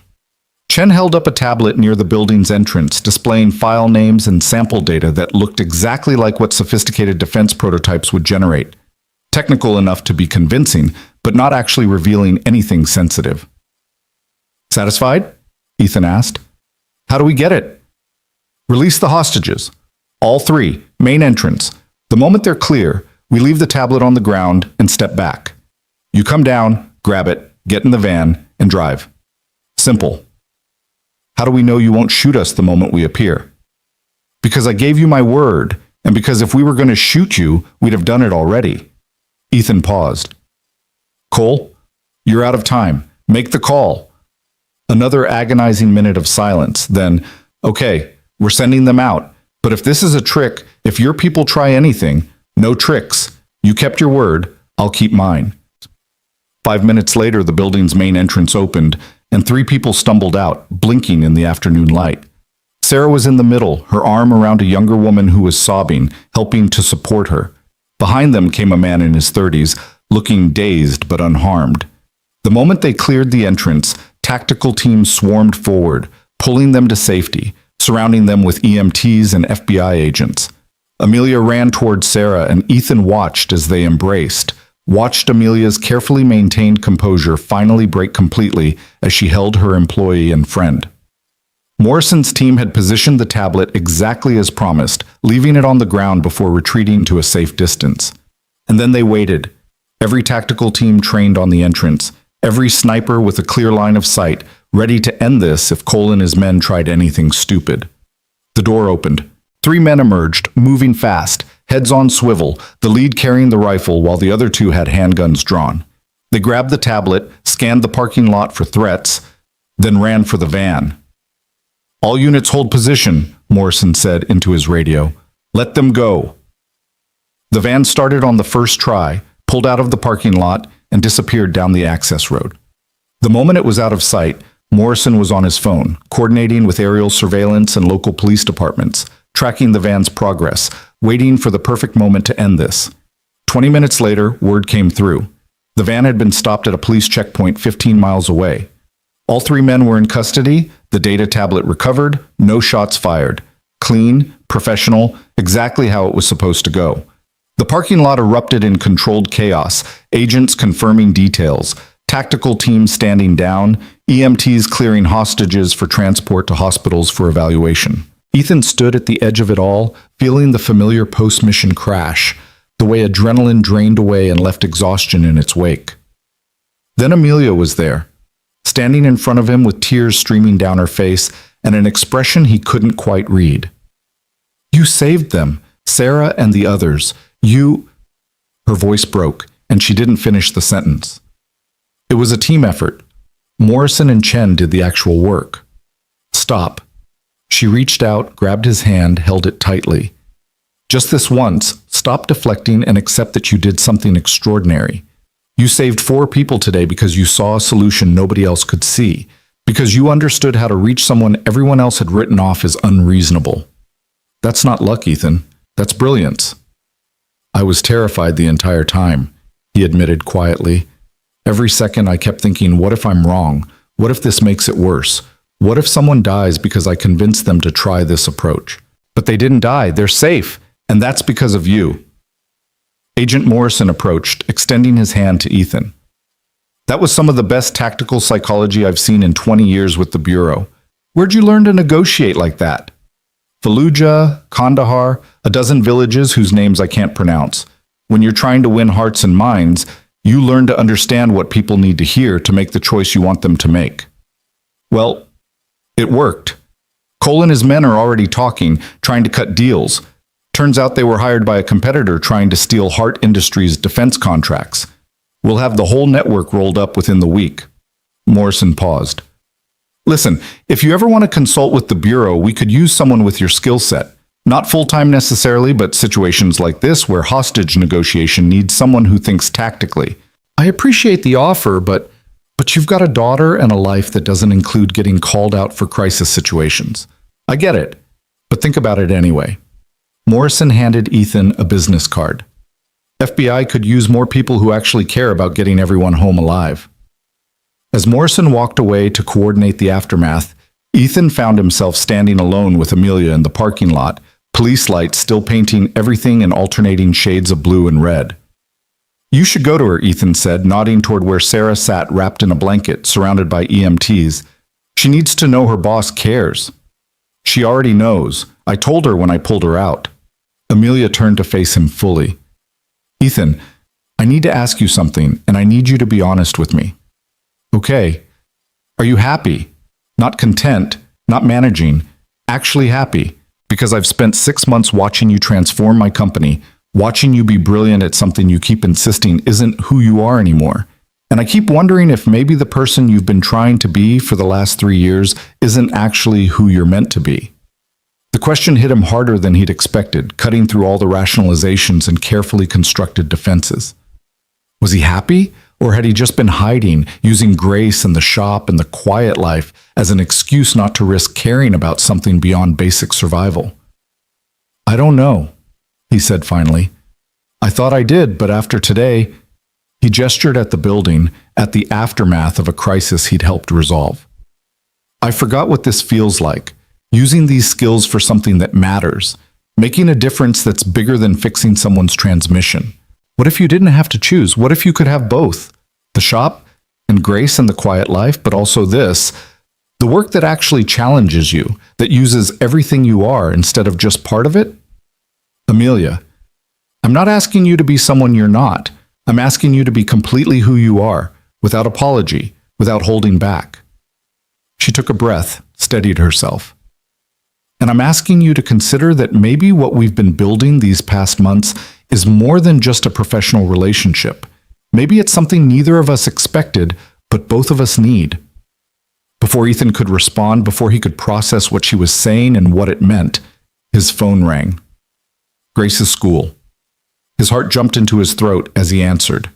Mr. Ward, everything's fine, but Grace is asking when you're picking her up. Aftercare ends at 6, and it's almost 5:30 now. Relief flooded through him.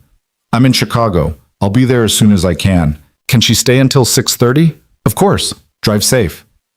He ended the call and found Amelia watching him with understanding in her eyes.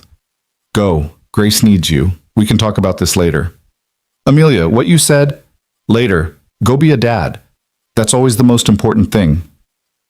The drive back to Riverside was a blur, Ethan's mind spinning through the day's events, through what Amelia had said, through the feeling of standing in that parking lot doing work that actually mattered. He made it to the school at 6:25, found Grace waiting in the aftercare room with her nose buried in a robotics manual. Daddy! She launched herself into his arms. You're late. Miss Jennifer said you were in Chicago for work. Was it important? Very important and complicated. But I'm here now. On the drive home, Grace chattered about her day, about the math test she'd aced and the story she'd written about robots who learned to feel emotions. Ethan listened with half his attention, the other half still processing everything, still trying to figure out what came next. That night, after Grace was asleep, Ethan found himself standing in his kitchen with his phone in his hand, staring at Amelia's contact information. He drafted a text half a dozen times, deleting each one because words felt inadequate to capture what he was feeling. Finally, he settled on something simple. Thank you for today, for trusting me with something that important. Her response came almost immediately. You're the only person I would have trusted with it. Sleep well, Ethan. He stared at those words for a long time, at the way she'd used his first name, at the implication that she'd been waiting for his message, hoping he'd reach out. Maybe Vanessa was right. Maybe it was time to stop hiding behind the life he'd built and start actually living it. The question was whether he was brave enough to take that step. The answer, increasingly, was beginning to feel like yes. The answer came sooner than Ethan expected, delivered not through some grand moment of clarity, but through the accumulation of small truths that became impossible to ignore. It started 3 days after the hostage crisis, when Sarah showed up at Ward's auto repair with a box of donuts and a smile that didn't quite reach her eyes. Ethan was under a Honda Civic when Miguel called out that he had a visitor, and he rolled out from beneath the chassis to find the robotics engineer standing in his shop, looking simultaneously grateful and traumatized. I wanted to thank you, Sarah said without preamble. Amelia told me what you did, how you talked Cole down, how you're the reason I'm standing here instead of... She stopped, swallowed hard. Instead of not standing here. Ethan wiped his hands on a rag, uncomfortable with the gratitude. I'm glad you're safe. How are you holding up? Therapy twice a week, nightmares most nights, and a newfound appreciation for boring routines. She attempted a laugh that came out shaky. But I'm alive, and that's because of you. I needed you to know that matters, that you matter. After she left, Ethan stood in his shop surrounded by the familiar smell of motor oil and metal and felt the disconnect more sharply than ever. This place had been his refuge, his escape from a life defined by violence and split-second decisions. But increasingly, it felt less like refuge and more like hiding. That evening, Grace was working on a robot at the kitchen table, her tongue sticking out in concentration the way it always did when she was focused, when she looked up and asked the question that changed everything. Daddy, are you going to marry Ms. Hart? Ethan nearly dropped the pot he was washing. What? Why would you ask that? Because you smile different when you talk about her, like how you used to smile in pictures with Mommy. Grace's voice was matter-of-fact, the brutal honesty of children who haven't learned to dance around difficult truths. And because she looks at you like you're important, I think maybe you should marry her. It's not that simple, baby. Why not? You like her. She likes you. That's how it works in the stories. Real life is more complicated than stories. Grace considered this, then returned to her robot with a shrug that said adults were weird, but she'd accept it for now. But the question lingered in Ethan's mind long after she'd gone to bed. bouncing around his thoughts like a pinball he couldn't catch. Did he want to marry Amelia? The question felt simultaneously premature and overdue, like he'd been avoiding asking it because he already knew the answer and wasn't ready to deal with the implications. He found himself at Vanessa's apartment the next afternoon, ostensibly to check on her. Marcus had been sentenced to 6 months in jail for violating the restraining order, and she was finally feeling safe enough to return home, but really because he needed someone to tell him he wasn't crazy. "You're overthinking this," Vanessa said, pouring coffee with the ease of someone who'd become comfortable with Ethan's habit of showing up when he needed to talk. "Actually, no, you're underthinking it. You're so busy analyzing whether you should have these feelings that you're not actually dealing with the fact that you already do. That's not, Ethan, you coordinated a hostage negotiation to save her employee. You drive to Chicago twice a month, even though you hate city traffic. You light up when you talk about her, which Grace noticed because children notice everything. At what point do you admit that you've fallen for this woman?" The words hung in the air between them, truth dressed in uncomfortable clarity. Fallen for her. Had he? When had that happened? Was it the first night in the diner when she'd seen past his carefully maintained disguise? Was it the day she'd shown up at his shop and refused to take no for an answer? Was it the moment in her kitchen when she'd said, "When you're ready, I'll be here"? Or had it been all of those moments, accumulated like interest, building into something he could no longer pretend didn't exist? "I don't know if I'm ready for this," he said quietly. Vanessa reached across the table, covering his hand with hers. "Nobody's ever ready for the things that matter most. You weren't ready to lose Sarah, his late wife, the ghost that still haunted the edges of his life. But you survived it. You weren't ready to be a single father, but Grace is thriving because of you. You weren't ready to step into that diner and protect a stranger, but you did it anyway. Being ready is overrated. Sometimes you just have to be brave." "What if I mess it up? What if I let her down? Or Grace gets attached and something goes wrong? Or what if it works? What if you let yourself have this thing that clearly makes you happy, and it's everything you're afraid to hope for?" Vanessa squeezed his hand. "You can't live your whole life in a defensive crouch, protecting yourself from possibilities because you're scared of pain. That's not living, Ethan. That's just surviving. And you deserve more than that." He drove home through the spring evening, windows down, letting the May air wash over him, and made a decision.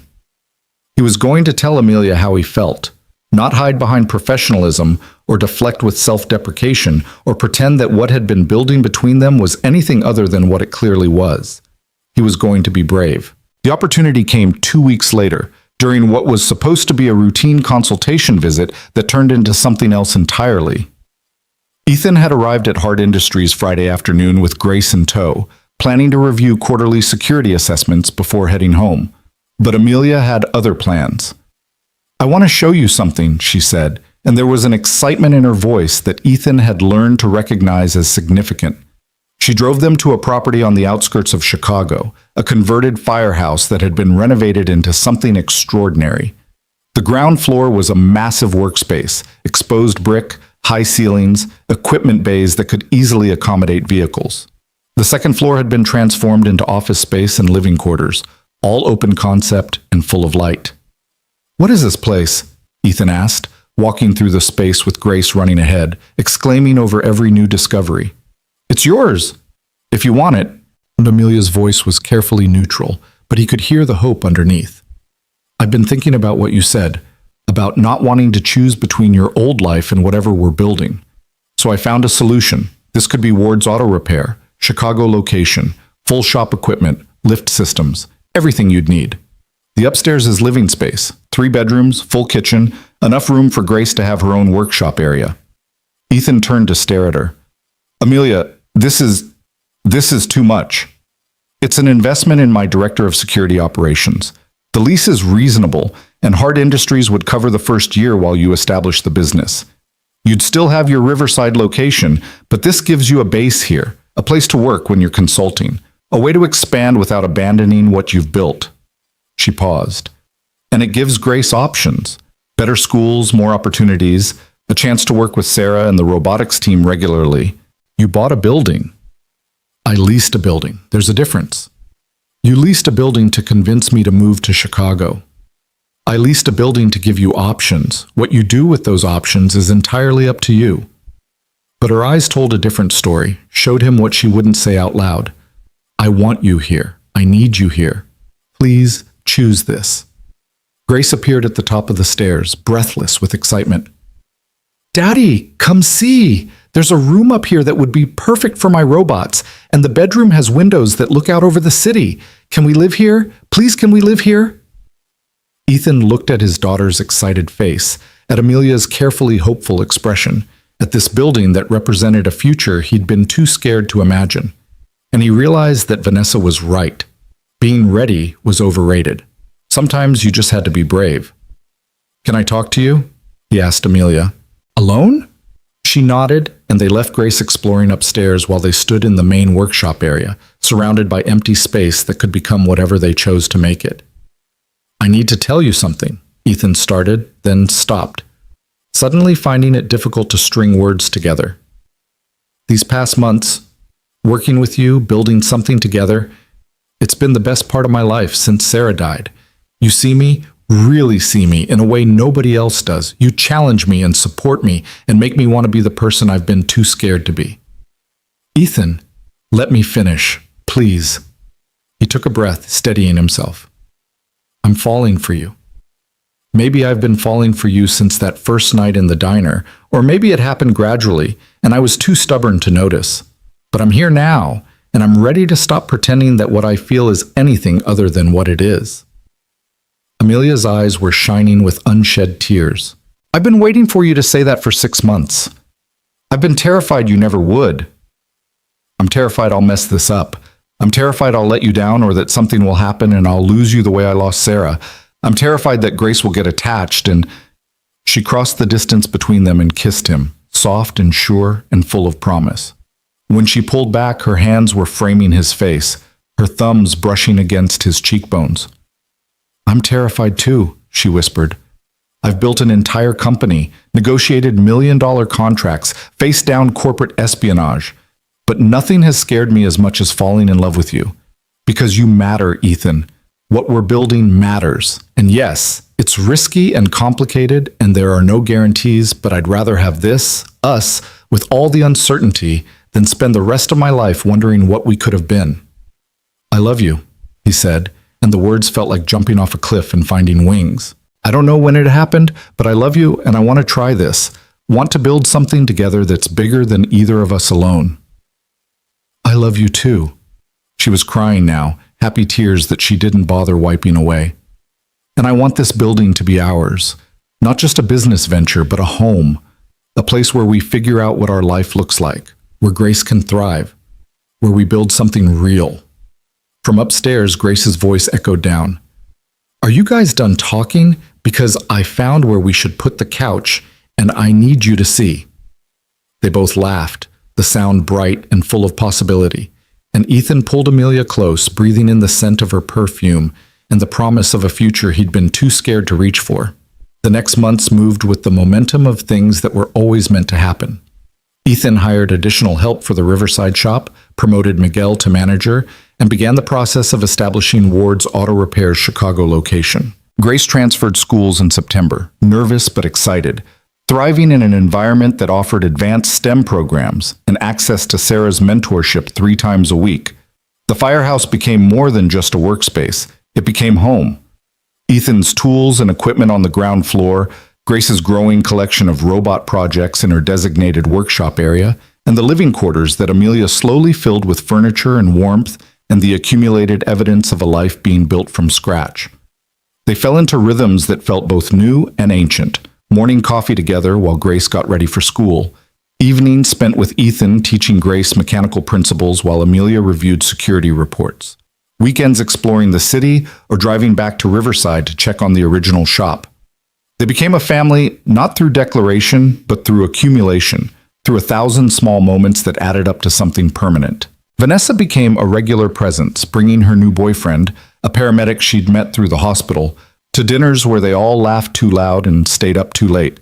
Miguel visited from Riverside with his wife and kids, his pride in what Ethan had built evident in every word.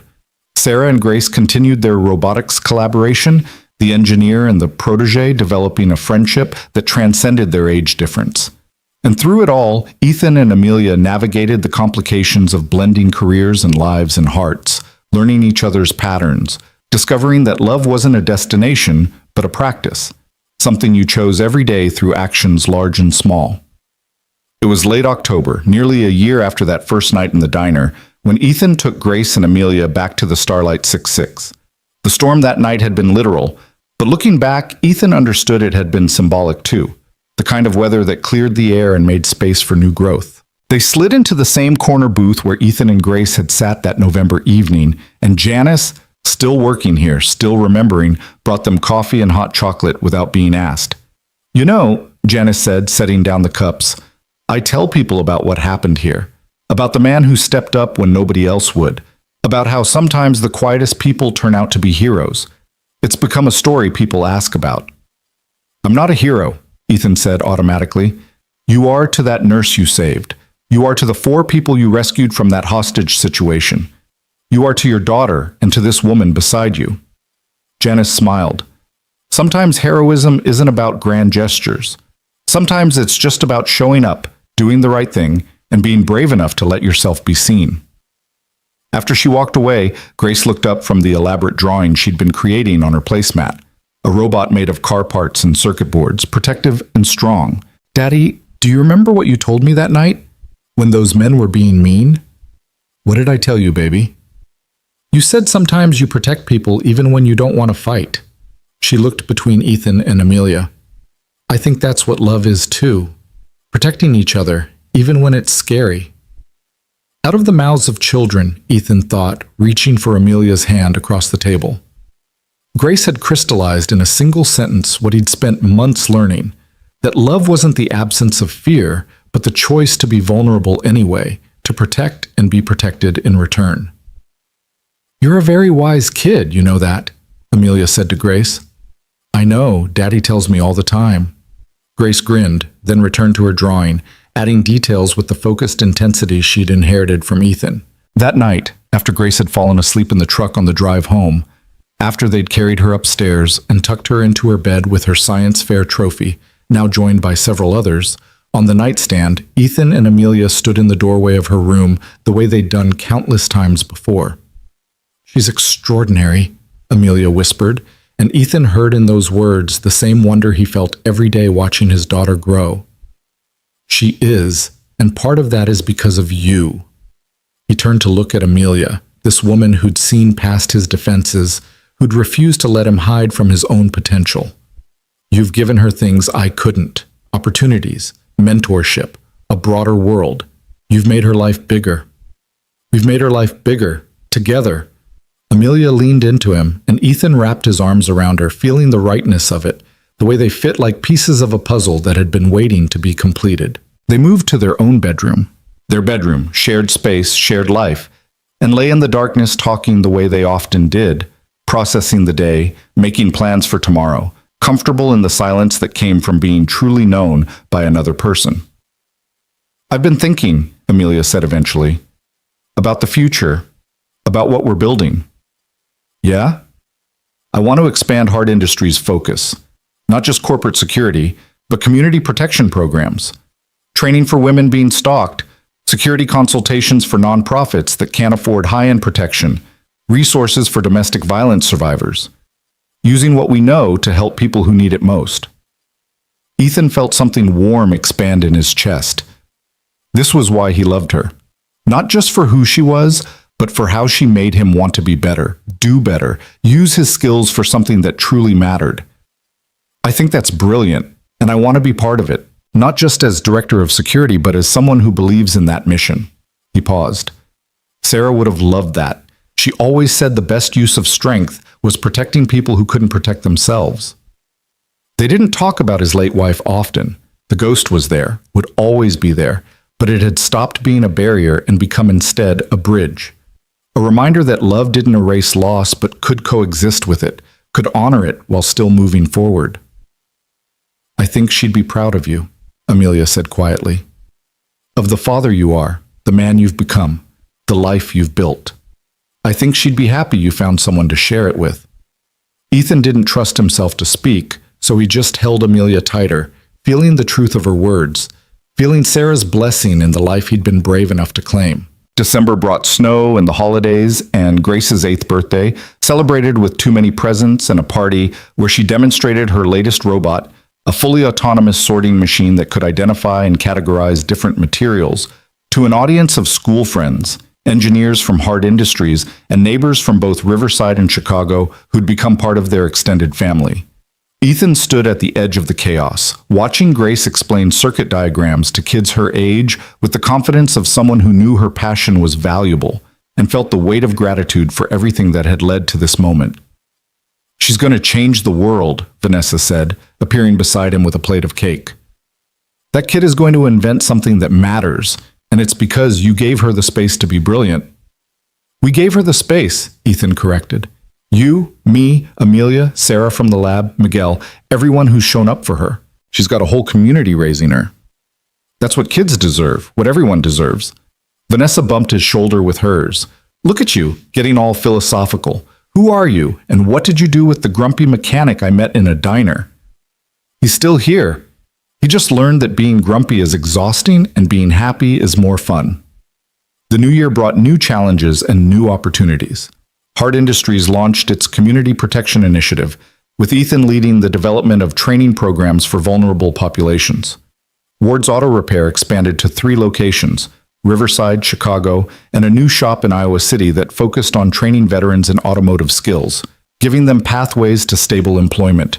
Grace continued to thrive, winning first place at the regional science fair with a robot designed to assist elderly people with mobility issues. Sarah had helped with the advanced programming, but the core concept and execution were all Grace's, born from watching her father help others and wanting to do the same. And through it all, Ethan and Amelia built their life together, learning that love wasn't about perfection, but about showing up consistently, about choosing each other through the mundane and the extraordinary, about being brave enough to be vulnerable and strong enough to be soft. It was a Saturday in early spring, almost 18 months after that first night in the diner, when Ethan decided it was time. He'd been planning it for weeks, working with Grace on the details, making sure everything was perfect. Not perfect in the sense of expensive or elaborate, but perfect in the sense of meaningful, of true to who they were as people and what they'd built together. He took Amelia back to the Starlight 66, claiming he wanted to check something about the security system he'd helped them install after the incident. She'd rolled her eyes at his transparent excuse but had come along anyway, indulging him.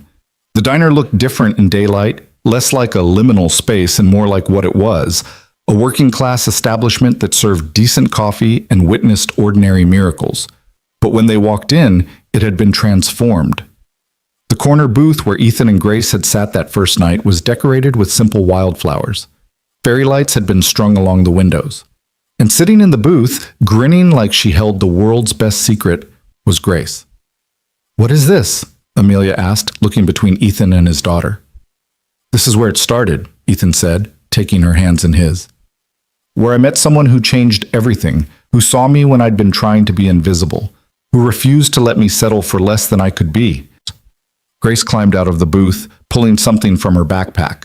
A robot she'd built specifically for this moment, designed to hold a small velvet box in its mechanical hands. "Ms. Hart, Amelia, you made my daddy smile again," Grace said, suddenly shy but pushing through it with the courage of someone who'd learned bravery from watching her father. "You made our family bigger and better, and we want you to stay forever." The robot whirred to life, extending the box toward Amelia with surprising grace. Ethan took it, opened it to reveal a ring that had belonged to his grandmother, simple, elegant, chosen because it represented continuity and heritage, the passing of love from one generation to the next. "I'm not good at speeches," Ethan said, his voice rough with emotion. "I'm better at fixing things, at solving problems, at actions instead of words. But I need you to hear this. You took a broken, scared man who was hiding from his own life, and you made him want to be whole again. You gave my daughter opportunities I never could have provided alone. You built something with us that's stronger than any of us individually." He got down on one knee, right there in the diner where this had all started, and looked up at the woman who'd refused to let him hide. "Amelia Hart, Will you marry me? Will you let us be your family officially, legally, permanently? Will you take a chance on a mechanic and his weird robot-building daughter and see where this adventure goes?" Amelia was crying, laughing, nodding before he even finished speaking. "Yes, God, yes. Of course, yes." She pulled him up and kissed him while Grace cheered and Janice emerged from the kitchen with a cake she'd apparently been hiding, and the handful of regular customers in the diner applauded like they'd all been part of the story from the beginning. The ring fit perfectly. The moment felt perfect. Not in the sense of flawless, but in the sense of right, of earned, of worth every moment of fear and uncertainty that had led to it. "I love you," Amelia said, looking at the ring, at Grace, at Ethan. "Both of you, my family." "Our family," Grace corrected, "because that's how it works. You're not getting us, we're all getting each other." They stayed at the diner for hours, celebrating with strangers who became friends, with Janice, who kept bringing them coffee and refusing payment, with the ordinary magic of a place that had witnessed a beginning and was now witnessing a promise of forever. The wedding happened 3 months later, a small ceremony in the firehouse they'd transformed into home.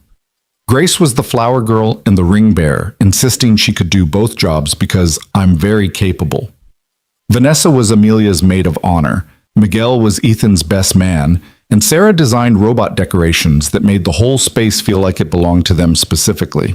They exchanged vows they'd written themselves, promises about showing up and being brave and protecting each other through whatever came next.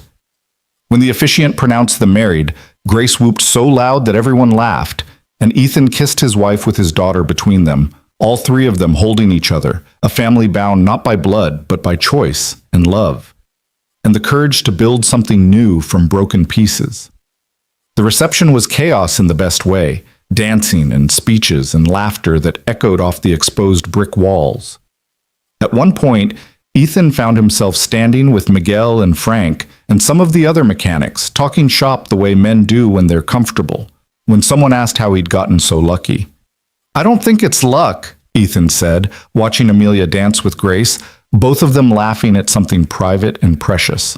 "I think it's about being brave enough to accept help when it's offered, to let people see you when you're broken, to trust that maybe you deserve good things even when you don't feel worthy of them." Miguel raised his beer. "To being brave, then, and to good things." They all drank to that, to the simple, profound truth that life wasn't about avoiding pain or playing it safe, but about showing up, doing the work, and trusting that the people you loved would catch you when you fell. Later, when the reception had wound down and Grace had fallen asleep on the couch, and it was just Ethan and Amelia in the quiet aftermath, they stood at the window looking out over the city lights. "Do you ever think about that night?" Amelia asked.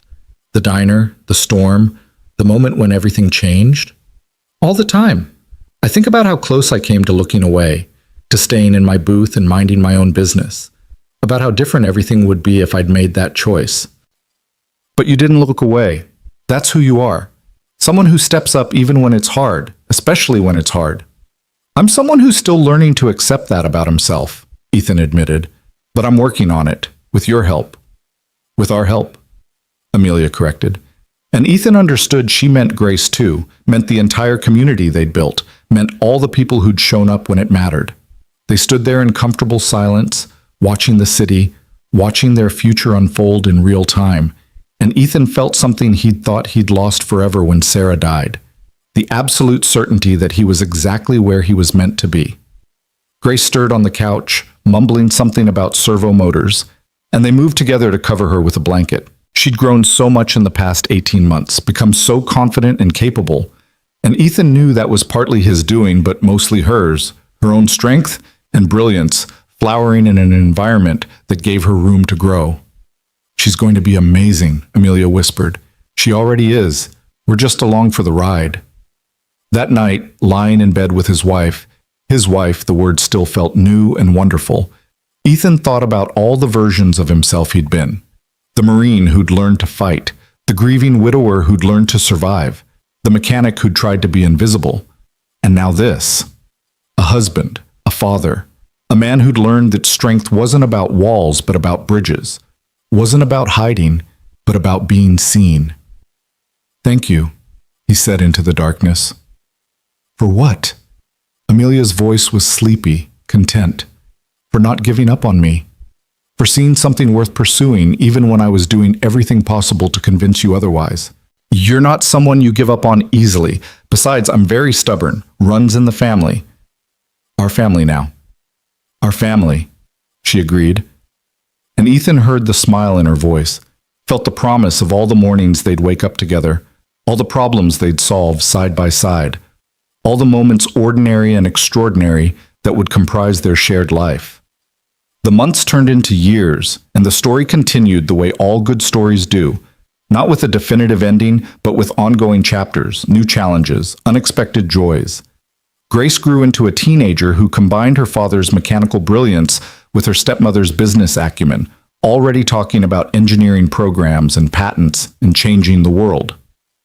Ward's Auto Repair became a chain of shops across the Midwest, each one employing veterans and providing training for people who needed second chances.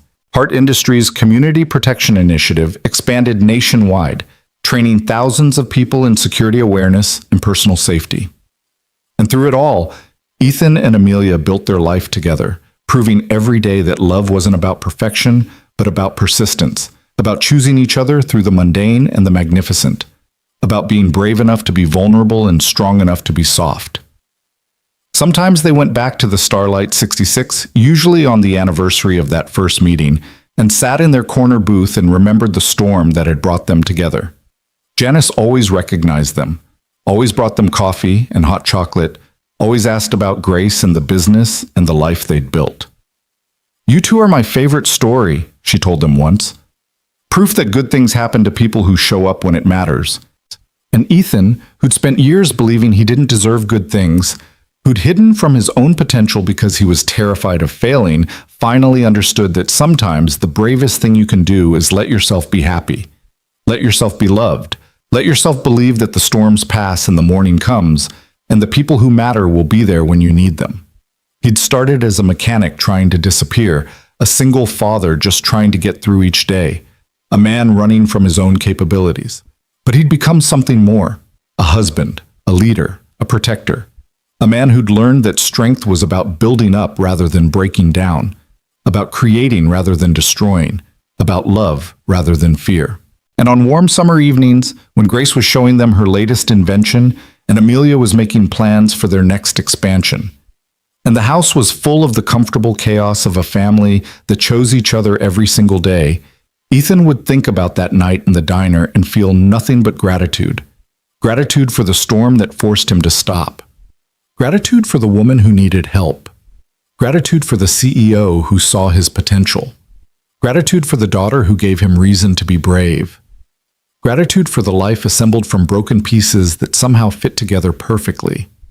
Because sometimes the best things in life aren't the ones you plan for.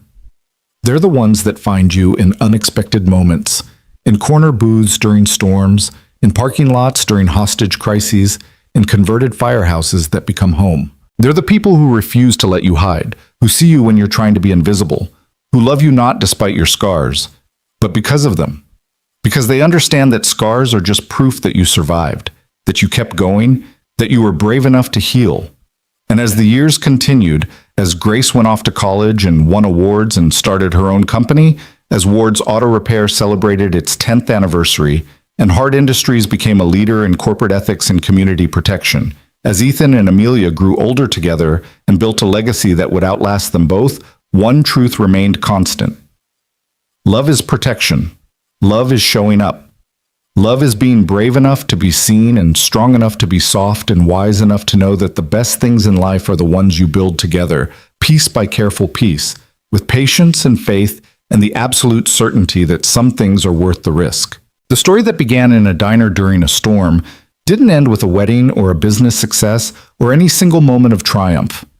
It continued, as all real stories do, in the accumulation of ordinary days transformed into extraordinary life by the simple act of showing up, doing the work, and loving fiercely despite the fear.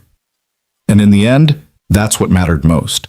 Not the heroic moments or the grand gestures, but the quiet, consistent choice to be present, to be brave, to be open to possibility, even when it terrified you. That's what made a life worth living. That's what made a family worth building. That's what made a love worth fighting for. And Ethan Ward, the mechanic who became a guardian, the warrior who became a protector, the broken man who became whole, understood that now. Not because someone told him, but because he'd lived it, day by day, moment by moment, choice by brave choice. The storm had passed. The morning had come. And the life waiting on the other side was more beautiful than anything he dared to imagine.